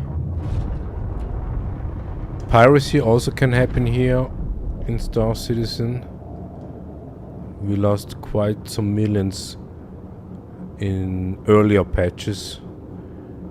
There was a full wipe with 4.8 2 weeks ago, so everybody started with basically from scratch. And that's why we have that, or that's why we take that much effort to bring that fucking ship back to the station. Because it's fully loaded with basically all the money we have. And just the money grind itself, it's basically the same. If we would lose, we would basically lose days.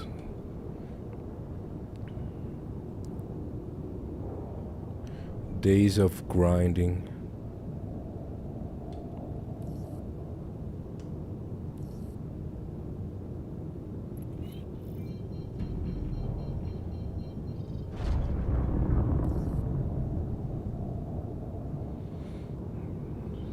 To be focused here.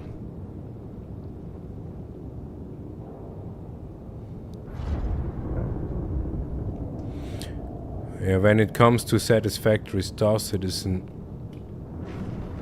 give sometimes a pretty hard time doing that.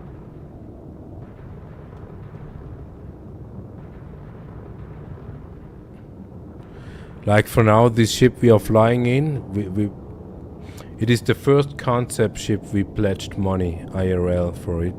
And we had to wait for, let's say, the concept came out 2 years ago, I guess. And we pledged last December. And now it's out. And it was a massive disappointment because when you see these spaceships as a digital asset, it doesn't do the job.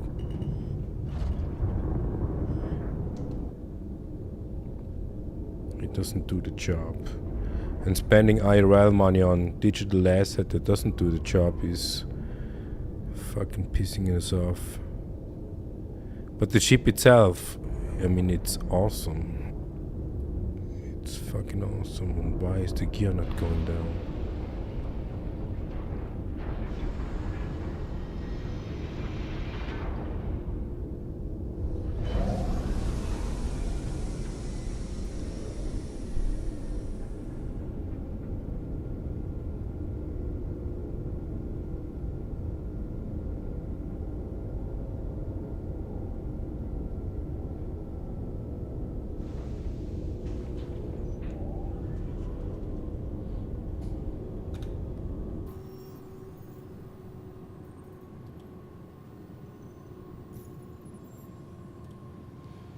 $10K for quantum, 5K. Wow, hydrogen is fucking expensive.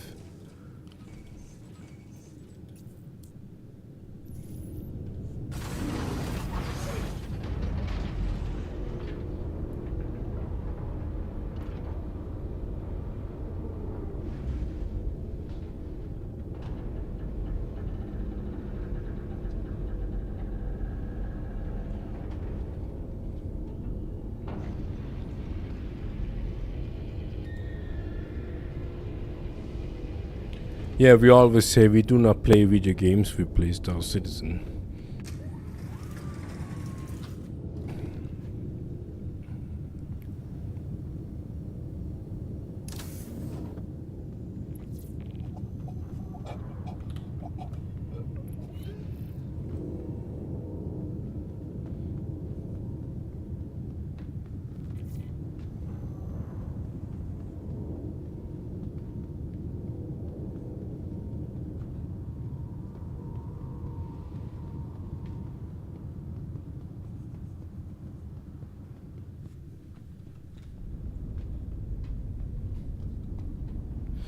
So let's see if the grid is kind of working properly and the price is correct.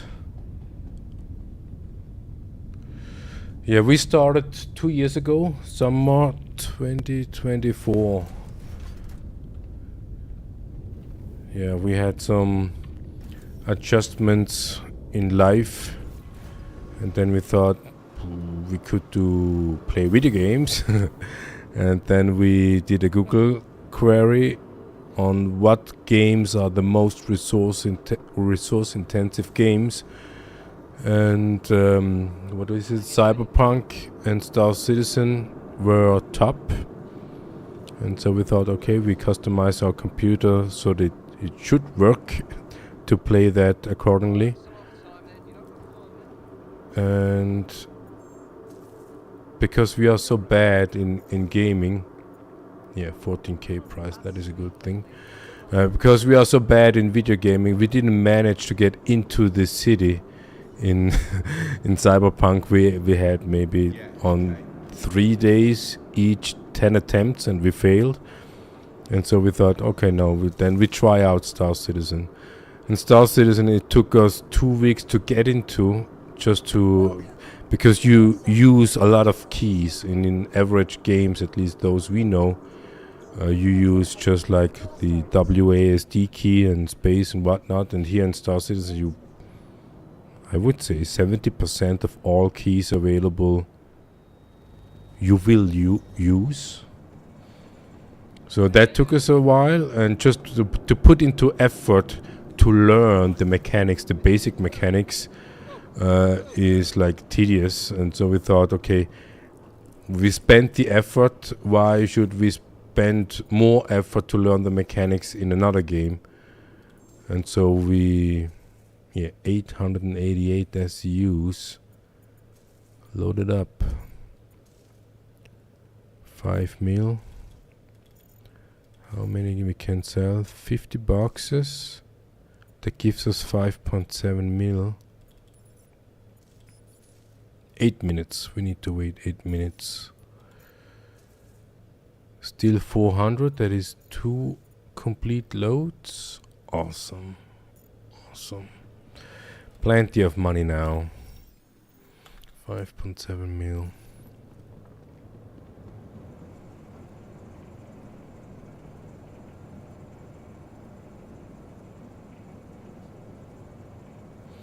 Nah, it's not really lottery.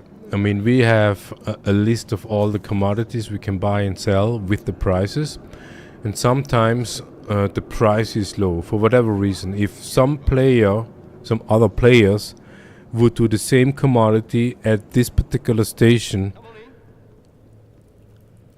the price may drop, and that could happen here as well. So after 12 minutes there is a cycle, and it could be that after 12 minutes the price will drop down to 11.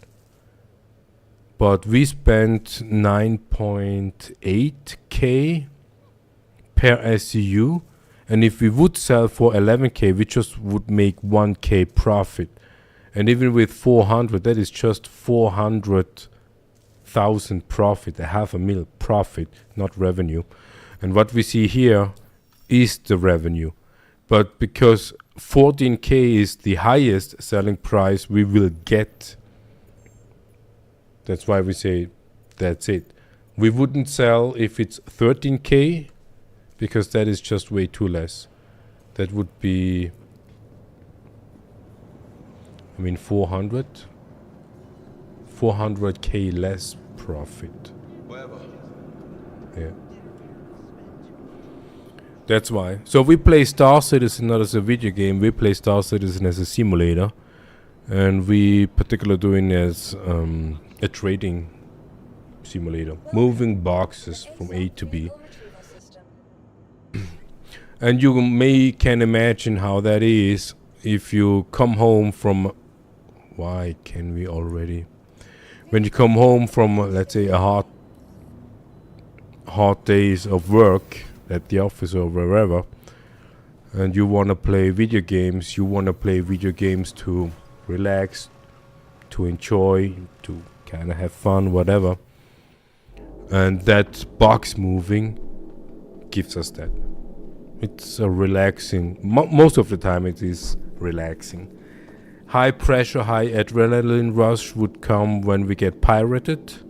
But now, since the patch drop with the complete ripe, the pirates are not interested in doing commodity pirating, because they know most of the people don't have the money to load their ships properly to be worth to do piracy.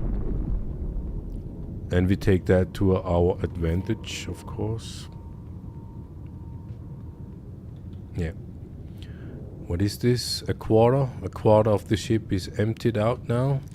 And these are the bugged out boxes.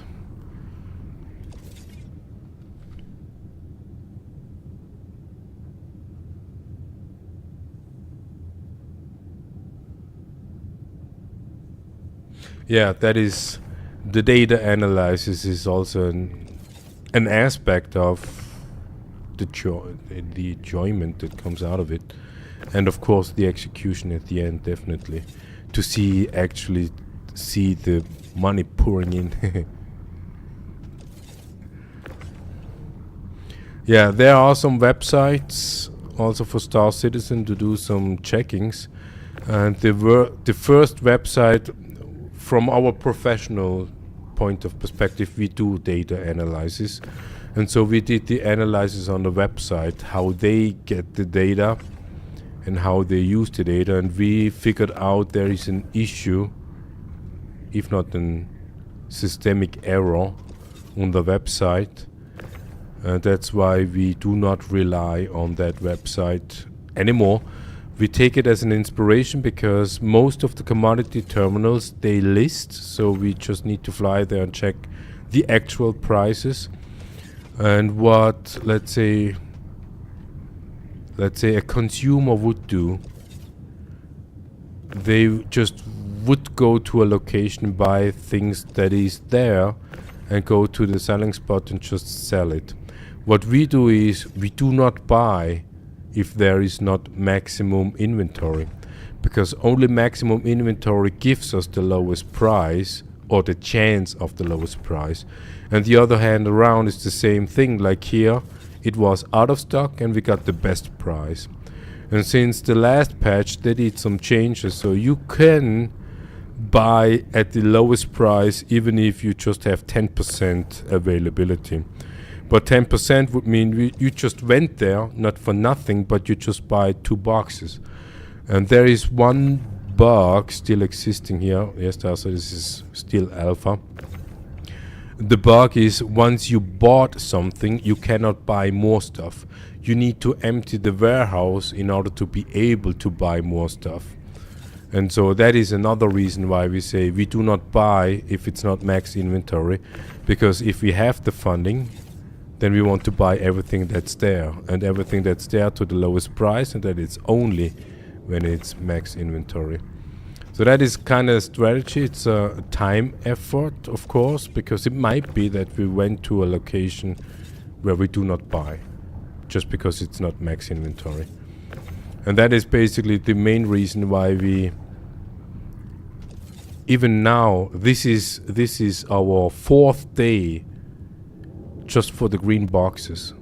So all the preparation, the money grind, the buying stuff, making sure we have enough funding and all that. Then the loading itself from all the buying locations into the ship, that also took 2 days.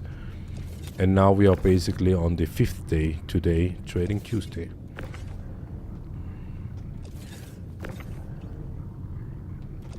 And the reason why we move these stupid boxes, there is a grid issue. Here not anymore. These boxes sticking properly. These one as well, because we moved them today.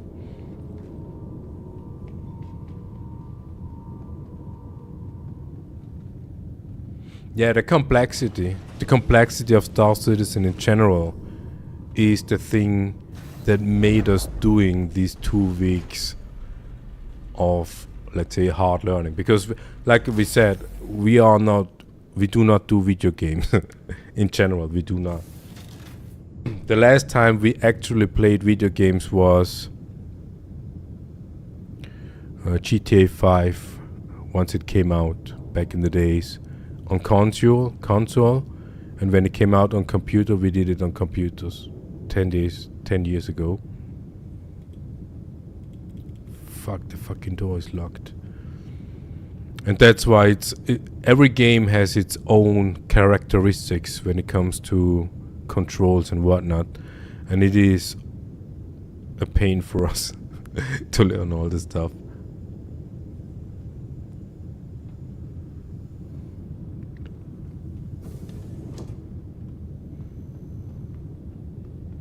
Yeah, and that is the main reason why we stick to Star Citizen.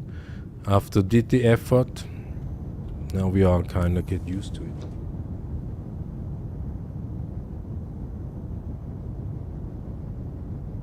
No, not German, but we can speak German.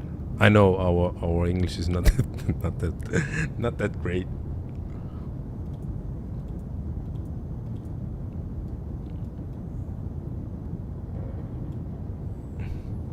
And even here is the bug. We cannot open the door because we accidentally locked the door. And we need to come here to open the door. Which is stupidly annoying. Because when we can manually lock the door at the door, we should be able to unlock the door at the door. It's a feature, not a bug. You are from Germany? Or you just know how bad German native sounds when they try to speak English?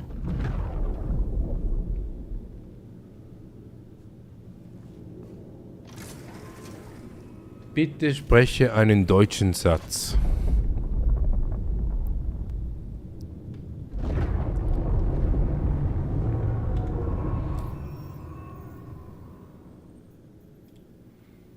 Das wäre zum Beispiel ein deutscher Satz gewesen. Oh, this is another bug. We cannot refuel. God damn it.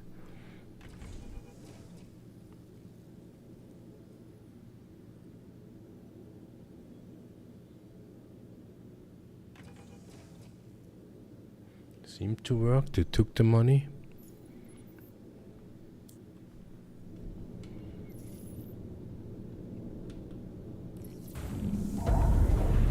100%, okay. Can you speak German? Would you even understand if we would talk German? No. Switzerland. Almost the same. Almost, but not quite yet.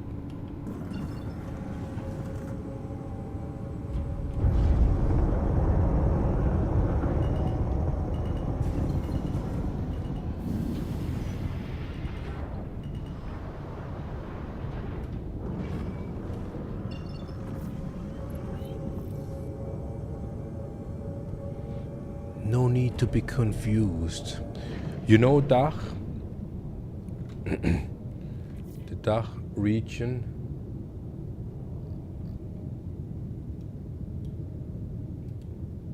Oh, you're German. Then you know what Dach is. Deutschland, Austria and Switzerland.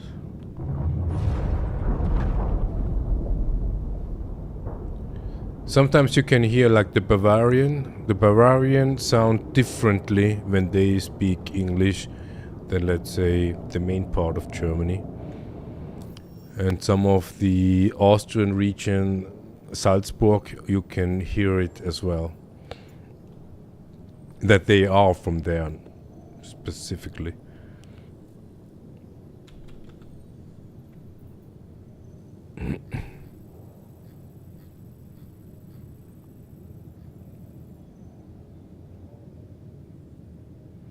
Go to Theta.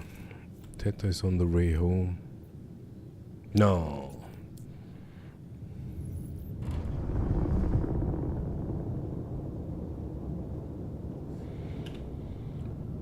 Whoa, shaky, shaky.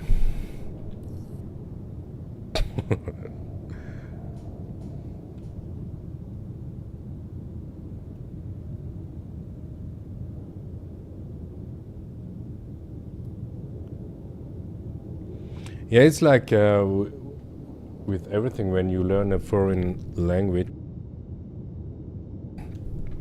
You can try to learn, or when you learn whatever language, let's say when we would both learn Spanish, and we go to Spain, and we are kind of forced to speak and understand, because our survival is depending on, then we learn quite fast.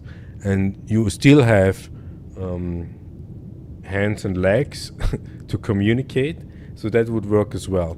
But once you can articulate yourself good enough in order to get what you need, food, drinks, transport, whatever, and you, as soon as you acknowledge, okay, they understand, they know what you want, you reach the level, and the next step would be conversational level. If you have a conversation, just an average conversation, small talk, that level, then that would be good. And once you reach that level, then you can kind of finesse the language so that you sound like a native speaker. But that is a lot of effort. That means you need to be in countries where they actually speak so that you can hear it constantly. And you need to have someone on the other side who actually corrects you if you pronounce something not like a native speaker would do. And only if you have that component, that is our experience, only if you have that kind of component, then you can reach the next level that you actually sound like a native speaker. But if you have no need for to sound like a native speaker, you just stuck on a level, and that is what we have. We basically stuck on a level. It is on a conversational level in English. We could have a profound conversation about whatever topic. I mean, health would be a thing, politics is a thing, all sorts of topics, no problem. And we would have an understanding with native speaking, but it's you will always hear, and it's not even really like a typical German accent that just floats within. It is just not native.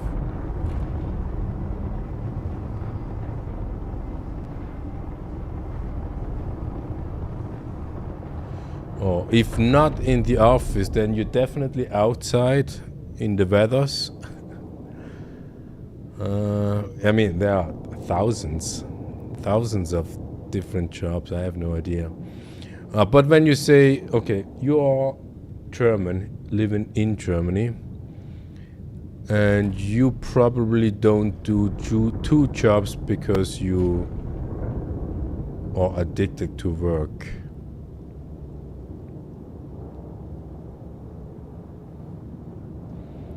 So one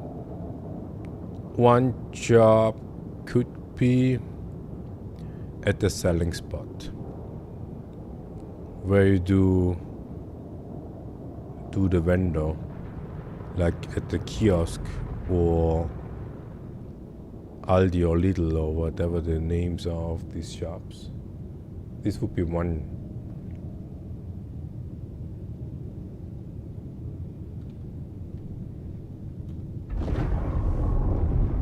Am I close?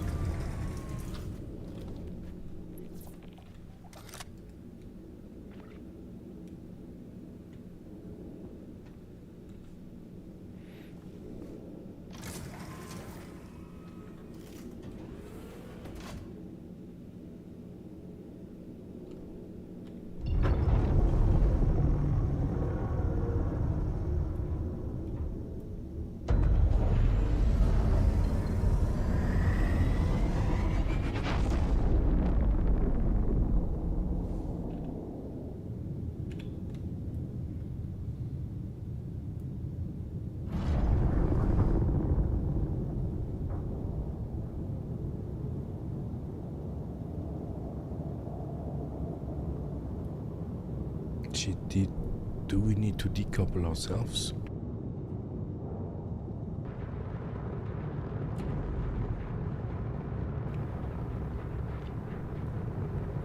Yeah, well, give me a hint. I mean, there are thousands of jobs. Okay, you can tell me.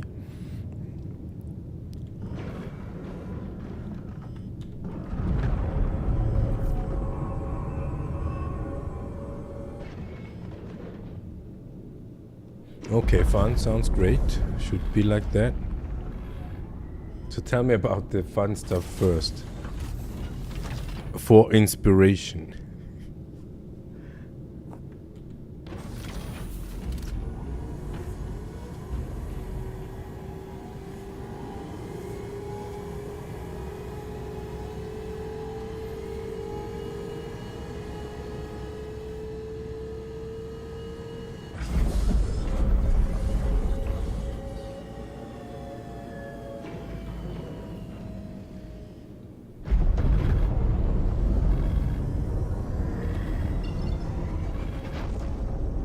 Do we have no markers?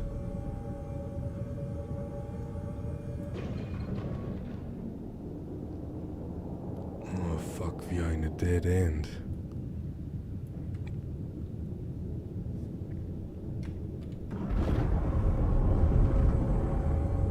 Tell me about the fun job, please.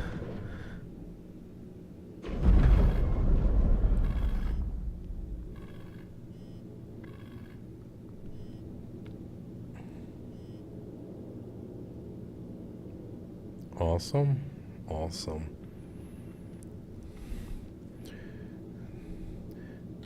I had that myself before we started playing video games. So you have a company. Does that mean you have other photographers doing collaboration? Do you have some sort of a studio?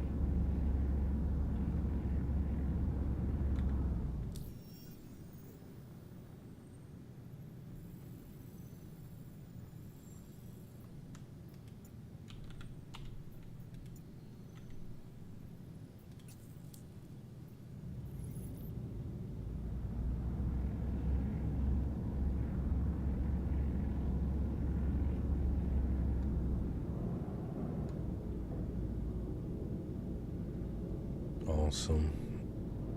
Yeah, that sounds great.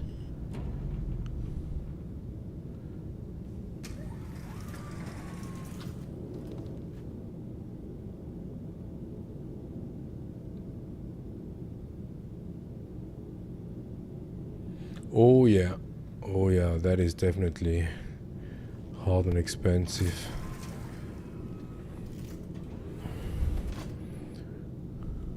So what brand of your camera do you have or use?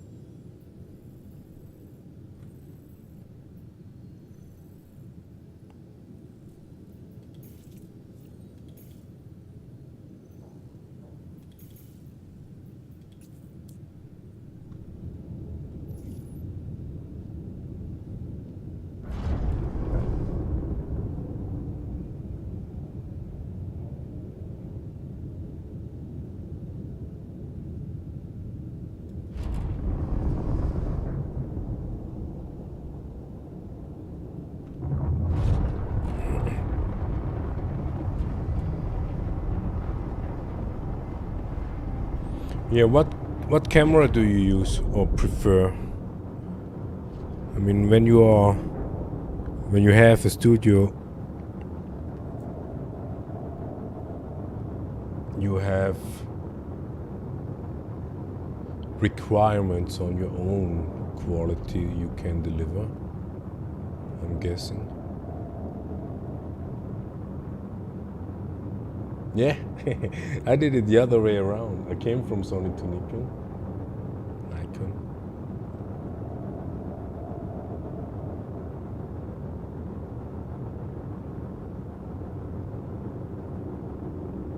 Yeah, did the same. Event in general. Okay, cool. Yeah, I started out with portrait and ended up with weddings. And we also had a studio, 120 square meters. And then all sorts of baby photography and people just stumbled into the studio for whatever.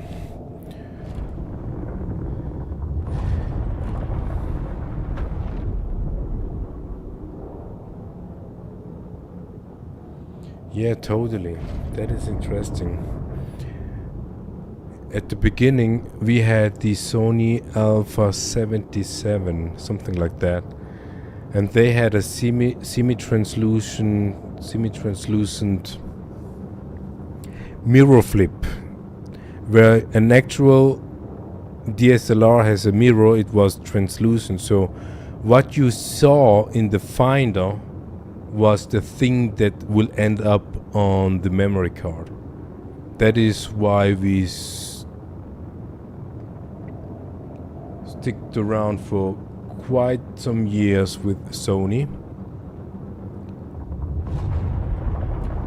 and that was the most difficult part on the switch to Nikon, not to have the ability see what will end up on the memory card when we look through the finder. That was the most difficult part. But the dynamic range on the Nikon, we had the 810 or something, I guess. We still have it, but we don't didn't touch it for 2 years.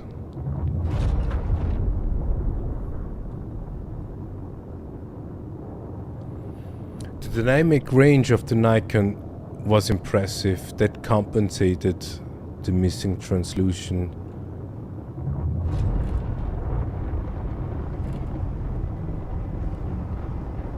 in post-processing, of course. It's not really speaking for our photography skills.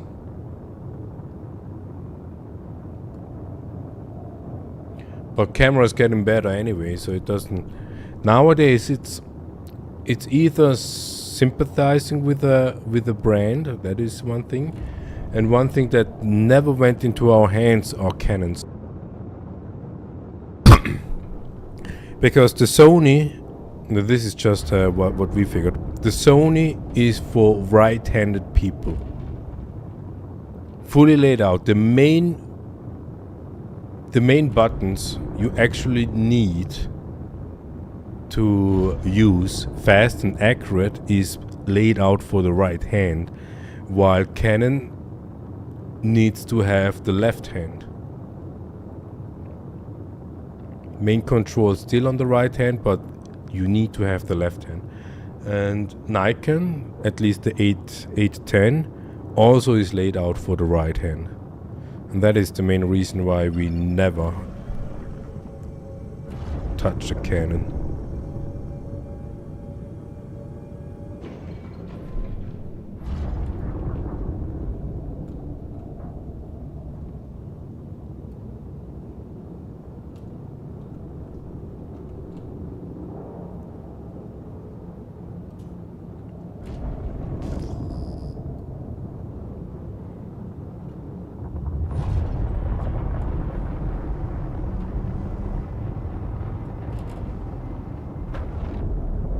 So when I guess the first job that gives you the main income is not in the office or in an office, and also not in a server room.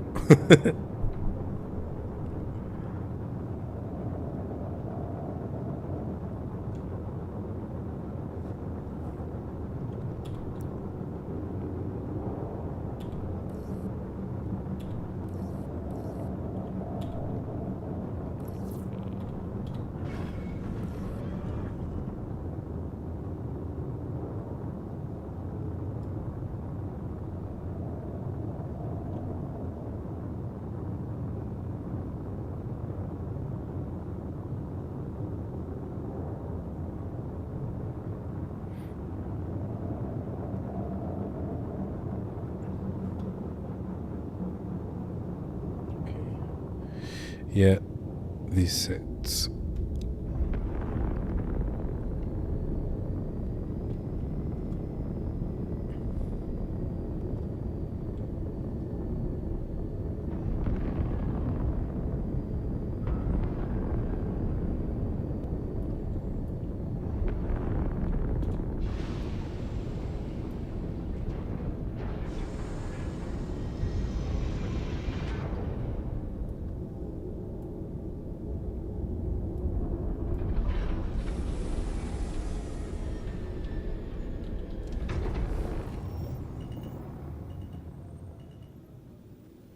Yeah, tell me about it.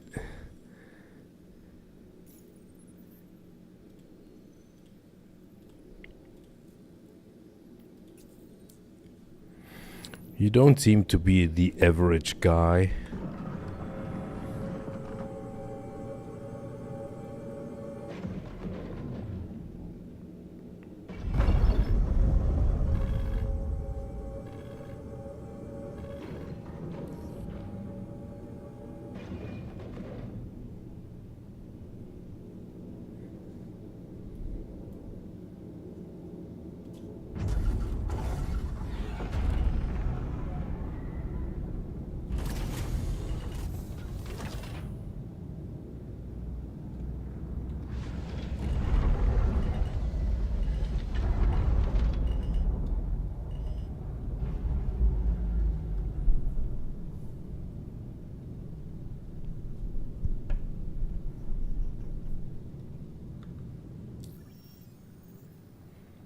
No need for hesitation. Let us know.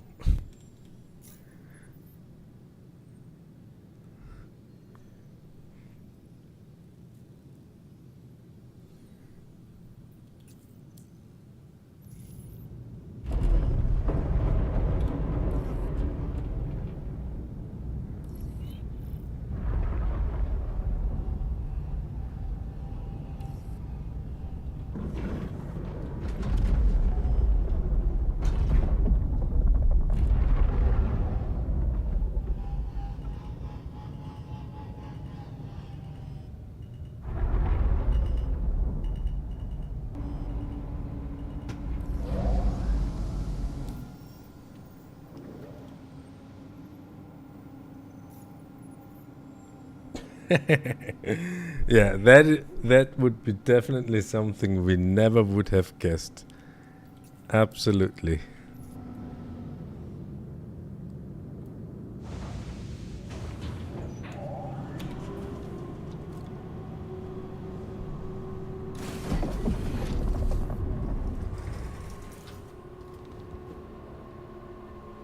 Awesome. Legoland.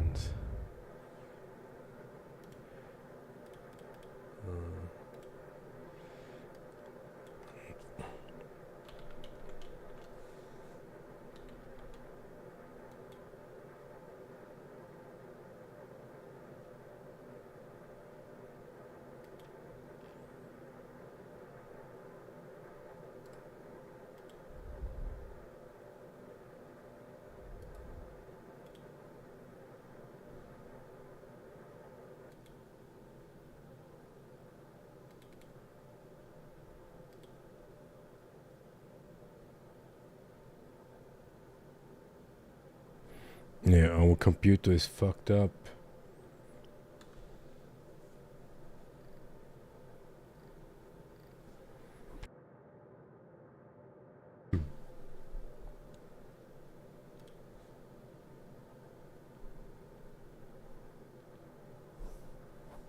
It's quite huge. I mean, the park itself.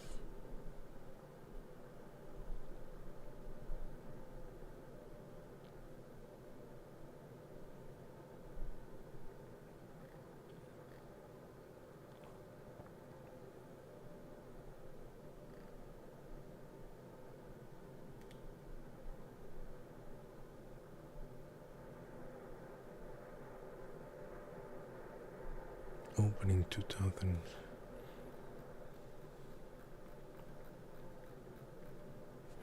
Come on.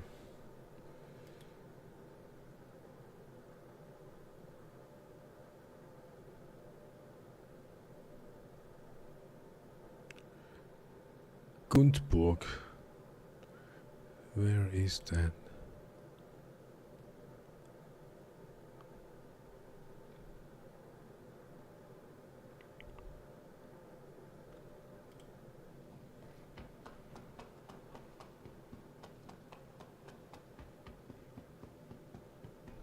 Welcome to the ASOP Vehicle Retrieval System. Your vehicle, please visit us.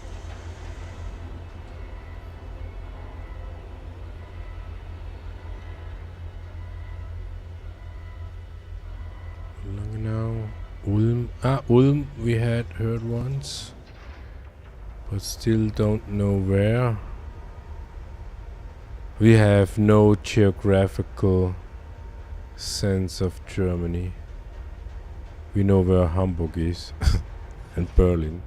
And Schleswig-Holstein. Augsburg. München. Ah. And then you are not that far away. Kinda.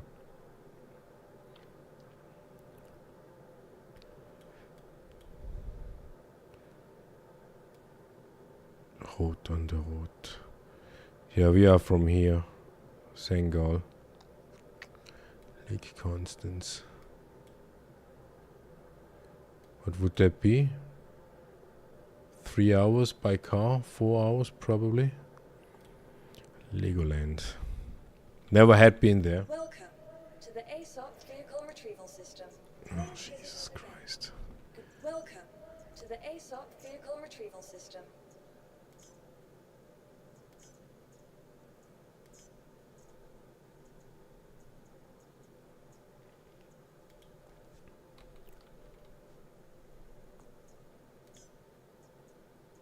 Your vehicle has been moved to our storage facility. Please visit us again.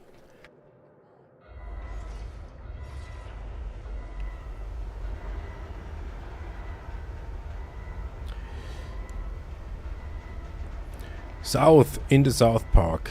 Legoland, South Park.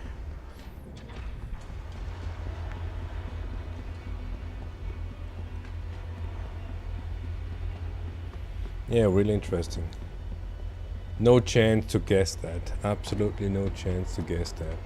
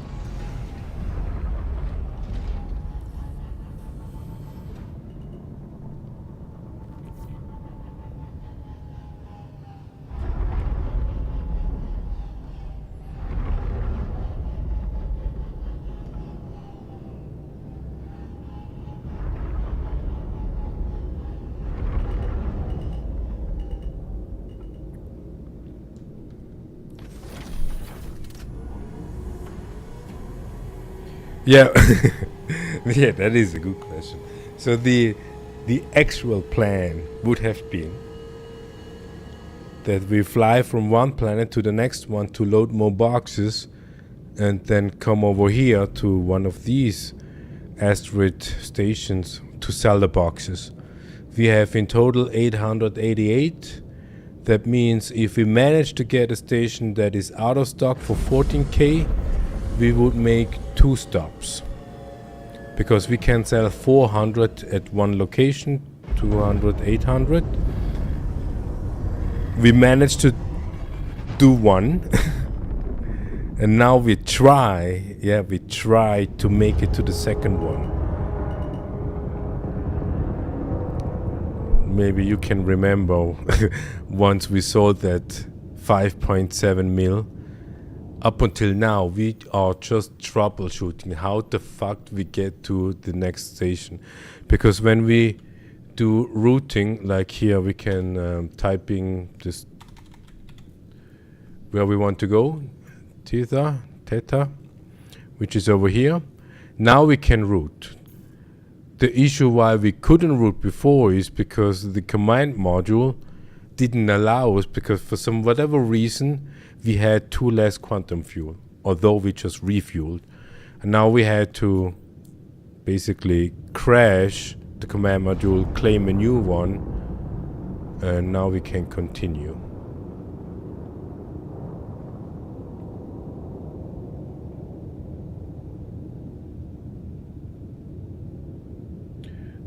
Not quite yet. So the load is basically in the big ship, and the small ship is detachable. Ideally, it does not detach, but because it starts and it does. And that detachable function is malfunctioning, so it detaches every now and then. And that's why we need to... This is actually the 3rd time we claimed a new one, a new small ship, because it's so damn bugged out, and that is just taking time. So usually, see, like that is detaching. Out of nothing, it detaches. Our guessing is the reason why it does that is because we can route here while detached, because the quantum drive in the small ship is a different one than in the big one, and the small one works properly and the big one does not.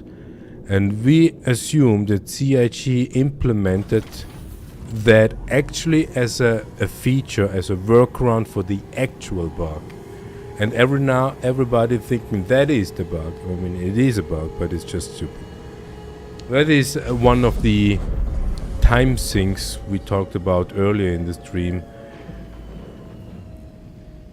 the attention craving. Yeah, a good video game craves for attention of the players.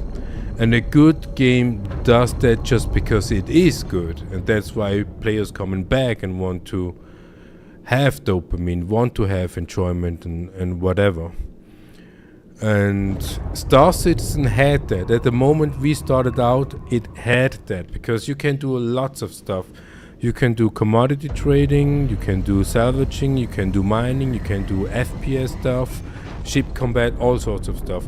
Even after 2 years of playing Star Citizen basically daily, we don't feel bored out. Absolutely not. But now the quality standard is inclining overall. I mean, we're talking here primarily about a ship, a digital asset, a product they delivered unfinished, malfunctioning. But the overall system, Star Citizen itself, is also buggy. That means contracts don't work, but we do not do contracts. We do either commodity trading. We do not need the mission, you know, contracts, mission, quest stuff. We do not need to have that. Salvaging is also something you do not need to do contracts in order to do salvaging. And mining in general, you also do not need to do contracts for mining. And that is the big benefit of what Star Citizen has to offer. You do not need to do the game stuff. You can do the simulator stuff. That's why we are still here. Yeah, but now we stream basically every Tuesday evening, Trading Tuesday, doing commodity trading, showing, I mean, our main goal with that is bringing other people, players, new players eventually, into commodity trading, because it's an easy peasy, relaxed, almost meditative gameplay, mostly non-violent. If that suits you, that is how we do it. And if you like to do it as well, I mean, not you, but in general our viewers. And so we do that every Tuesday. And now we started streaming, I guess I can see it on, yeah, exactly, 3 hours and 5 minutes meanwhile. And the only one thing that we accomplished by now is flying from one planet to the next one just to find out that we didn't buy boxes there. So nothing to load. And then we fly back to the system, to the other star system, and we only sold once. Imagine that. In 3 hours, we haven't accomplished. The only one thing that we have accomplished in these 3 hours is sell one batch of 400 SUs. No, it is really because of the ship, that malfunctioning ship, it is not fun. The trading itself, it would be, but not with that chip.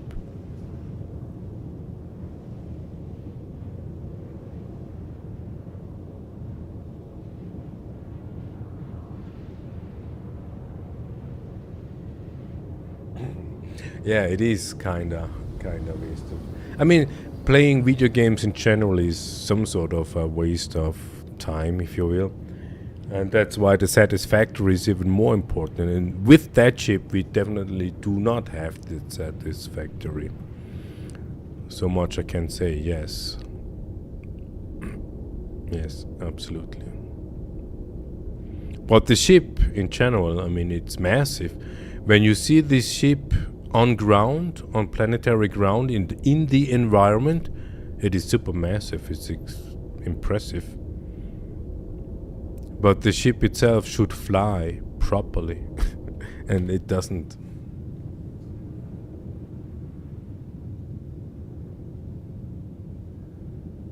Yeah, I know. But it's like the troubleshooter in me, who doesn't want to give up, want to give a try to the ship to find out, is there a systematic, like when we start the jump, then it detaches. We already know within a range of 2 gigamiles it will detach, and we assume it is to bypass the other bugs with the routing. And so we can say that bug at least is consistent. You can rely on. And all the other stuff is just pain. Massive pain.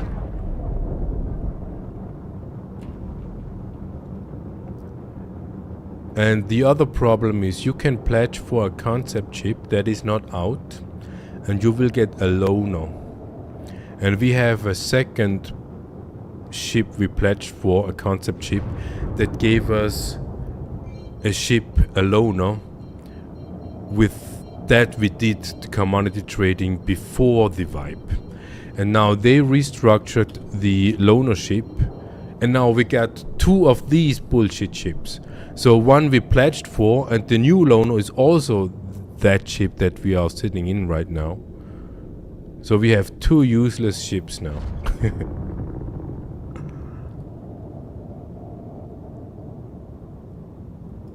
Yeah, two useless chips.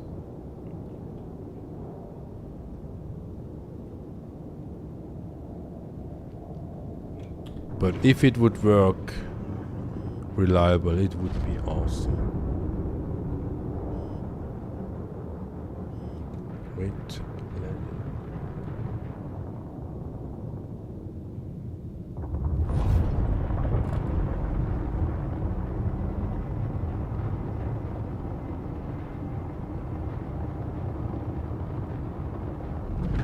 Yeah, completely. I see we could hang around on the bonfire for hours and nights.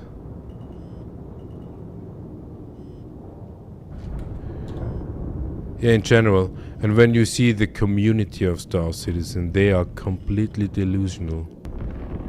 And sometimes we have discussion. For example, Star Citizen as Star Citizen is alpha, early access. It needs to have bugs to be qualified as an early access. Fine. And you click on acknowledge once you pledge for your game package in order to be even able to play Star Citizen. All good so far, right? But when you do crowdfunding and you spend IRL money into that crowdfunding project, you do donation to that project, and that is tax-free. But when you pledge for a virtual spaceship like we did for this one, we pay taxes. So all the money we pledge for these ships, we do not pledge for Star Citizen, and we also do not pledge for Star Citizen's development. We pledge for a virtual assets, digital asset, a virtual spaceship basically. And even on the RSI website, they call it a product.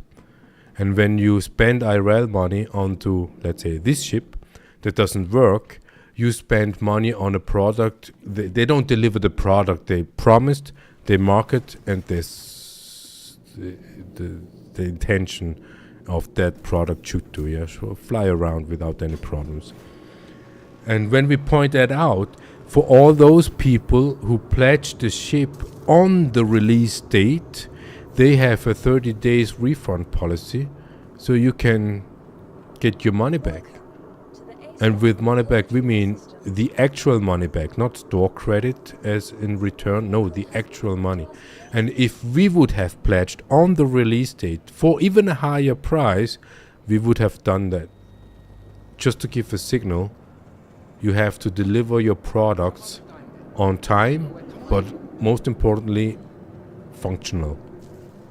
And when we have in the global chat or in general debates with other Star Citizen player communities, cult members even, they defend and excuse everything, and they cannot distinguish between Star Citizen as a allegedly game and the products, the virtual spaceships. See, here we have organics out of stock, 13k. Now it's 10 p.m. and we are thinking about closing it for today. We are not quite sure if we should sell for 13k. it would give us 5.5 mil. Yeah, come on, why not? Accomplished. Yeah, not 14K. And we still have 220 left. As if there are boxes reappearing.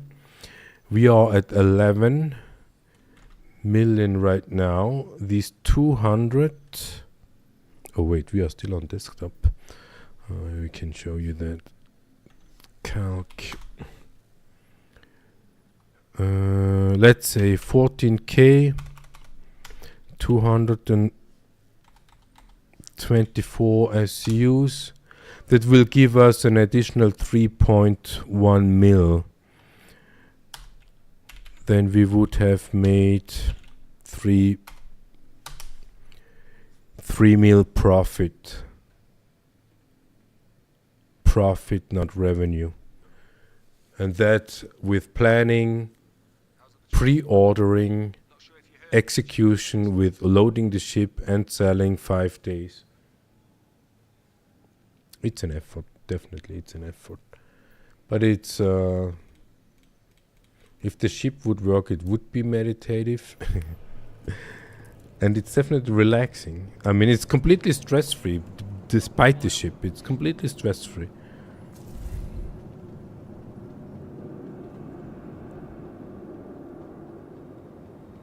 Can I help you with something? We fly home. We try to fly home at least. So in Star Citizen you can have, or you can choose, you need to choose your primary residence. Your primary residence is the starting location where you spawn in the first time once you log in. And all your stuff, all your ships will be there. And so we chose our primary residence for this particular patch strategically. So we do this commodity trading because we figured out in 4.5, 4.6 you can buy a certain amount of ASUS, and that the selling pot you can buy a certain amount of ASUS, and at the selling point you can sell the exact amount certain amount ASUS. And once we figured out before 4.5, there are few, but just a few locations where you can deliver and sell more than you can buy. And we no, god fucking damn it, where's our ship? And this is what we figured out here. On the buying location we can buy 258 ASUS per location per hour if nobody else is doing it. But we can deliver 400 ASUS with one time. That would mean we go to 2 locations, buy max inventory, and just need to fly to one selling spot and sell all. And one of our selling spot is basically our primary residence, so that means if we manage to get back home, we can sell the rest. No, god fucking damn it, they lost the ship. They lost the ship. We stored the ship, retrieved the ship, and the ship is gone.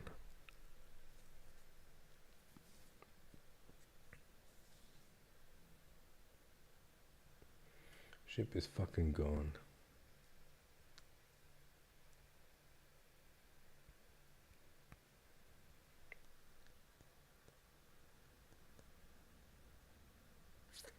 $3 million. Our actual profit gone.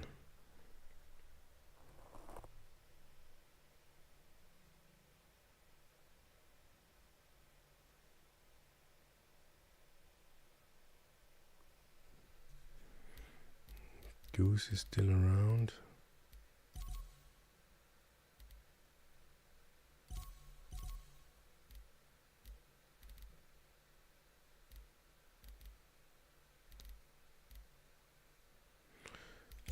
damn it. No, that's definitely not fun.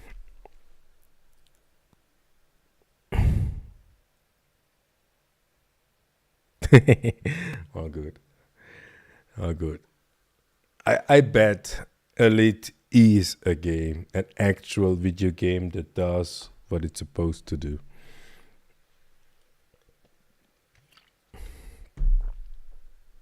Star Citizen also does, bugging out every shit it can.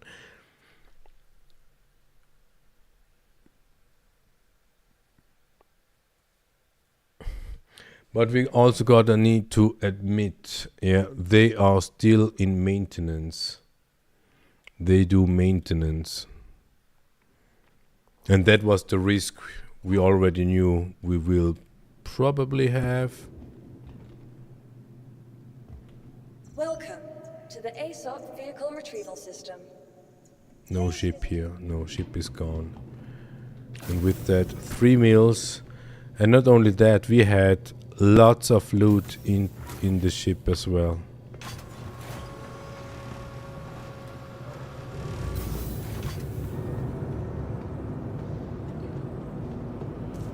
Welcome to the ASOP vehicle retrieval system.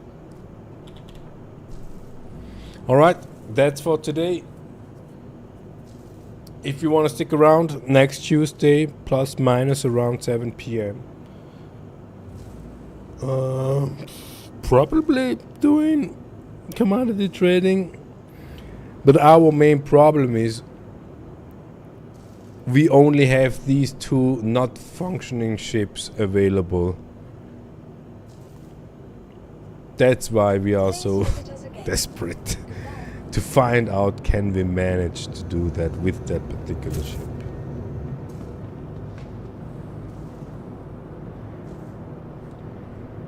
Yeah, Curly, that's gonna be it for tonight.